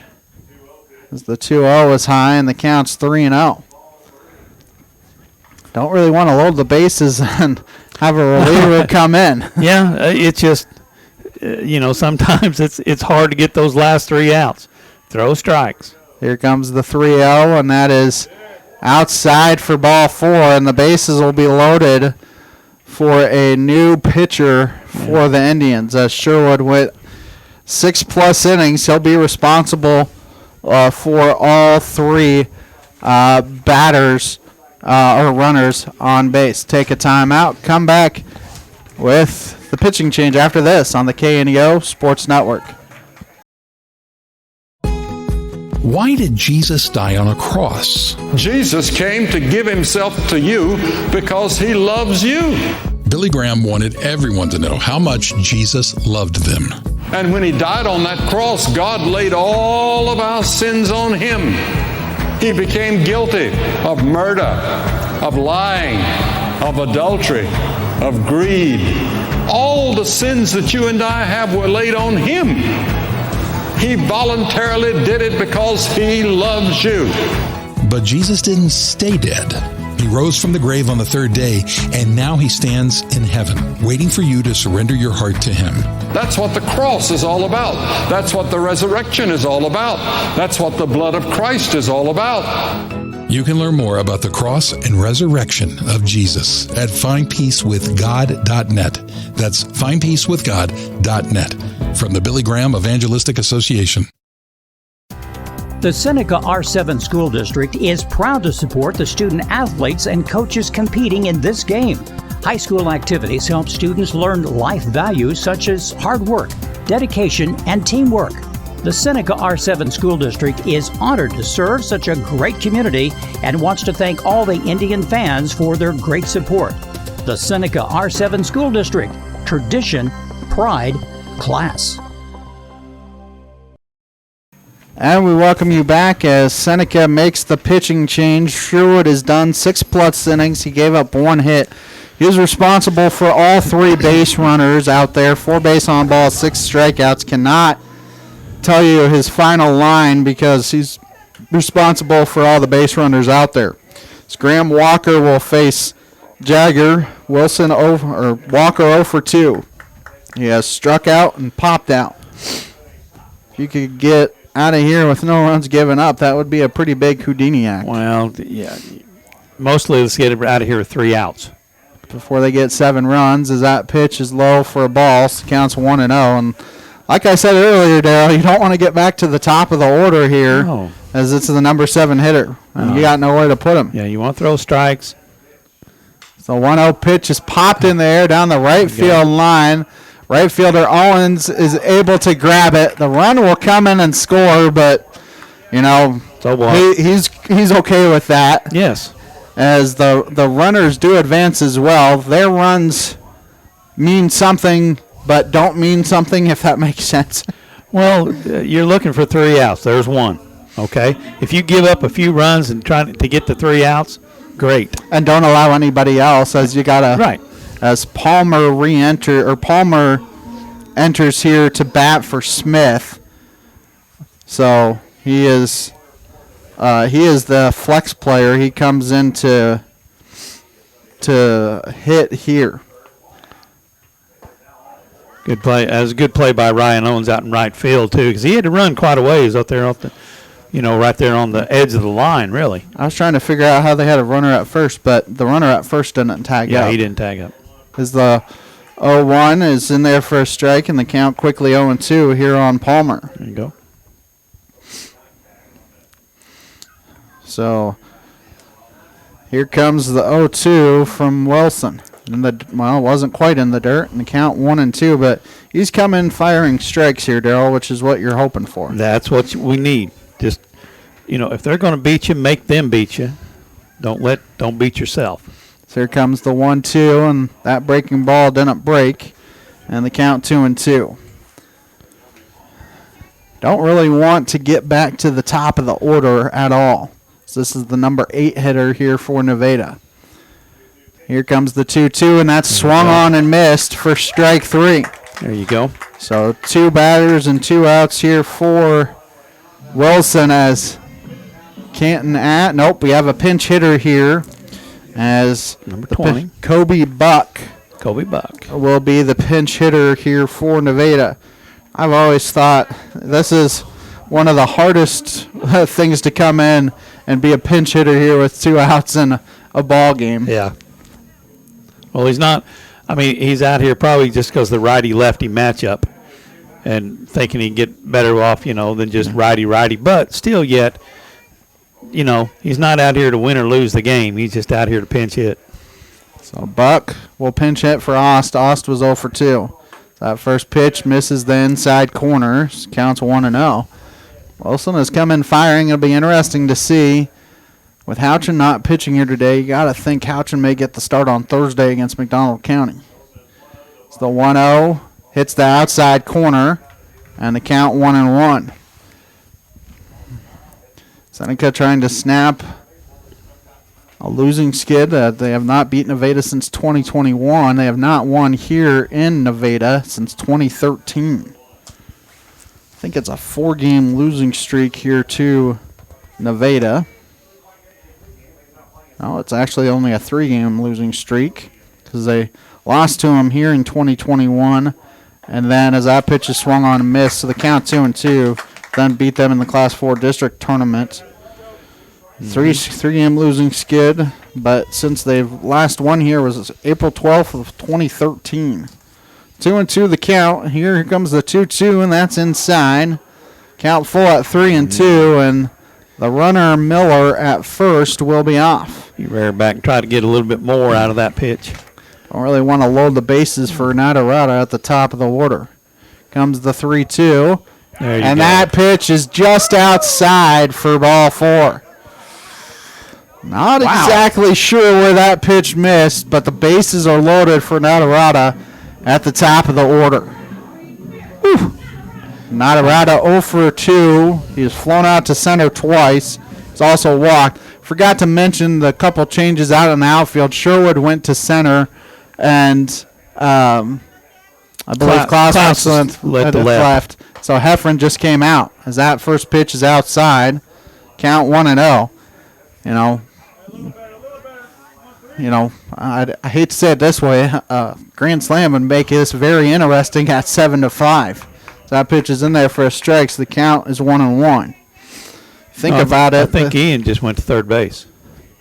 So Houchin isn't. Shortstop. Oh, you're correct. I forgot about that move. 1-1 breaking ball is in there for strikes. Count 1-2. I forgot that you had to figure out the shortstop as well. Yeah, like I said, Ben, all they do is kind of rearrange. Yeah. They go to the merry-go-round. 1-2 the count here on Nadarata. Here comes the 1-2. Breaking ball is hit through the left side for a single. 1 run going to come in and score as they missed the cutoff man, but Wilson cuts it off. Make it 7-2. Another run comes in and scores, and they get 1 run closer as now the tying run is on the on-deck circle. And you got probably their best hitter up right now, and he's been hot. He hasn't been hot today. He's 0 for 3 today, but yeah, one swing of the bat makes this a very interesting game as that curveball is in there for strikes. The count's 0-1. I mean, luckily for Seneca, the tying run still is in the on-deck circle. Yeah. So here comes the 0-1. Nice block by Ball. I don't think he realized he blocked it. Oh, I think he knew it. He's had to try to bait the guy coming in from third. 1-1 the count here on Klump. Throw strikes, take the medicine. Comes the 1-1, and that's in the dirt, and the count 2-1. If Braden comes to the plate, Braden would be the 9th batter in the inning for Nevada. If Miller comes around and scores, that would finally finish the book on Sherwood, as that 2-1 is in there on the outside corner, and the count 2-2. Seneca 1 strike away again. 2-2 the count. Here comes a 2-2 pitch from Wilson after a long delay. He and Ball aren't on the same page. 2-2, and a nice block there by Ball. It counts 3-2, and the runners will be off. Daryl, they like making this a high-stress situation for you. Yeah, they're throwing the curves and stuff. Just throw it over the plate. Let's go. As the 3-2 misses the outside corner, and the tying run comes to the plate, as it's an RBI walk for Klump. As Kellen Braden will come to the plate, and that will finish the line on Sherwood. 6+ innings, 1 hit, 3 runs. All 3 were earned. Braden is 0 for 3. He reached on an error in the third. If you're Seneca, just find a way to put the ball in play and let your fielders do something with it. So that first pitch is in there for a strike. Counts on 1. He's gotten ahead of the past 2, if not 3 hitters. Mm-hmm. And then he's tried to throw off a little bit. Throw strikes. 0-1 the count. Here comes the 0-1. And that hits the outside corner. Yeah, they don't mess with the curveball. Don't mess with anything. Throw the heater. Counts 0-2. Kind of like Major League. Maybe throw a changeup if you want to change speeds. 0-2 is just outside. And the count's 1-2. Yeah. It's not a horrible place to miss if you're Seneca. No, Silas just set up just a little far outside, but it was an outside pitch, but it's good. Comes the 1-2. And a breaking ball. Did he go? And he did go! And it is out! Yes, he did. To end the game. Seneca survives here this afternoon. They win the contest by a final score of 7-3. They improved to 7-2 on the year, 1-0 in the Big 8 play. Nevada falls to 4-4 overall, 0-1 in Big 8 play. Drew Sherwood picks up the win. I don't think, because Jagger came in a non-save situation, I don't think he can pick up a save there, but he does not technically give up any runs. The post-game show, sponsored by Crowder College and the Seneca School District. Take a 3-minute timeout. Come back, wrap up the broadcast after this on the KNEO and Seneca Indian Sports Network. The Bible says that Jesus Christ conquered the grave. Now, what does that mean? That means that he rose again. He didn't stay on a cross. Billy Graham devoted his life to sharing the good news of Jesus Christ. He rose again, and tonight he's alive. He's a living Christ. And I don't offer you a dead Christ on a cross. I offer you a Christ who's alive and who is someday going to be King of Kings and Lord of Lords. It's a reason to celebrate. Because of Jesus' death and resurrection, everyone who surrenders their life to him will be with God forever in heaven. He said, I am the resurrection and the life, and he that believeth in me, though he were dead, yet shall he live. His resurrection is mentioned more than 100 times in the New Testament. You can learn more by reading the New Testament. The book of John is a good place to start. Or you can go to findpeacewithgod.net from the Billy Graham Evangelistic Association. The Seneca R7 School District is proud to support the student athletes and coaches competing in this game. High school activities help students learn life values such as hard work, dedication, and teamwork. The Seneca R7 School District is honored to serve such a great community and wants to thank all the Indian fans for their great support. The Seneca R7 School District. Tradition, pride, class. Crowder College, your future, our focus. At Crowder College, we have 6 convenient locations in Southwest Missouri and online programs to fit your needs. Flexible scheduling provides a pathway to a career or the opportunity to transfer to a 4-year university in a variety of programs. Cheer for the Rough Riders at athletic events. Use the Missouri A+ Scholarship Program for free tuition and common fees. At Crowder College, your future is our focus. Apply today at crowder.edu. And we welcome you back. The post-game show sponsored by Crowder College and the Seneca School District. Seneca wins here by a final score of 7-3. Proved a 7-2 overall, 1-0 here in a Big 8 play. And Daryl, big win here for Seneca. They snap a 3-game losing skid to Nevada, and they win for the first time here in Nevada since 2013. Yeah, huge win. They played well tonight. I don't know if coaches wanting to come up or not. I kind of doubt it. Yeah. But anyway, they played well tonight.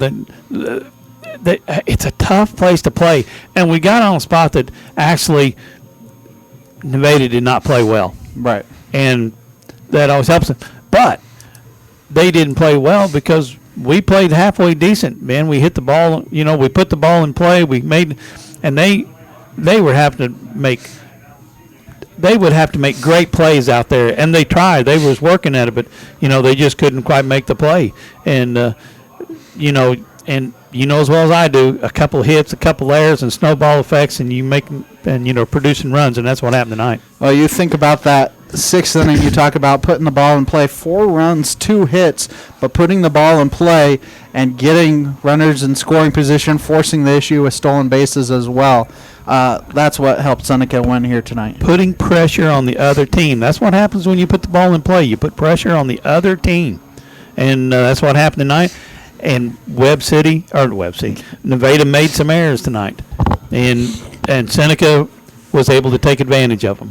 For Seneca here in the contest tonight, 7 runs, 5 hits, 1 error, and they stranded 7. For Nevada, 3 runs, 2 hits, 6 errors, and they stranded 6. I mean, both these teams probably are looking at the game going, hey, we left a lot of runners out there. Oh, yeah, they did leave some runners out there. We just couldn't get a timely hit. They couldn't get a timely hit. And, of course, we just have to make it interesting at the very end, don't we, Ben? Yeah, Drew Sherwood picks up the win, 6+ innings, 1 hit, 3 runs, 3 earned, 4 base on balls, 6 strikeouts.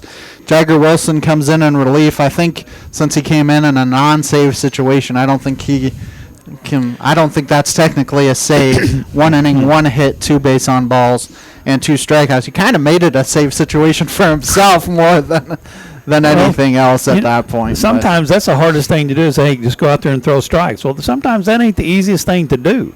It just happens that way, and it happened to Drew early. And then all of a sudden after the 2nd or 3rd inning, Drew kind of got in the rhythm and started throwing strikes and started keeping ahead of the batters. Caden Klump took the loss for Nevada. 4 innings, 3 hits, 1 run. It was unearned. 1 base on ball, 5 strikeouts. You look at this Nevada team, 7 runs given up, none earned. Barrett Nadarada came in, gave up 2 innings, 2 hits, 4 runs, none earned, 1 base on ball. Montgomery Balmer pitched the 7th. 1 inning, no hits, 2 runs. Neither of them were earned. 1 base on ball and 1 strikeout. That will do it for us here this evening as Seneca improves to 7-2, 1-0 in Big 8 play. Nevada falls to 4-4 overall, 0-1 in Big 8 play. Our next Seneca broadcast will be Thursday afternoon as Seneca will play Mack County at home, 4:30 first pitch, 4:10 airtime. Post-game show sponsored by Crowder College and the Seneca School District. For Coach Darryl Harbaugh and Ben Wolcott saying so long here from Nevada.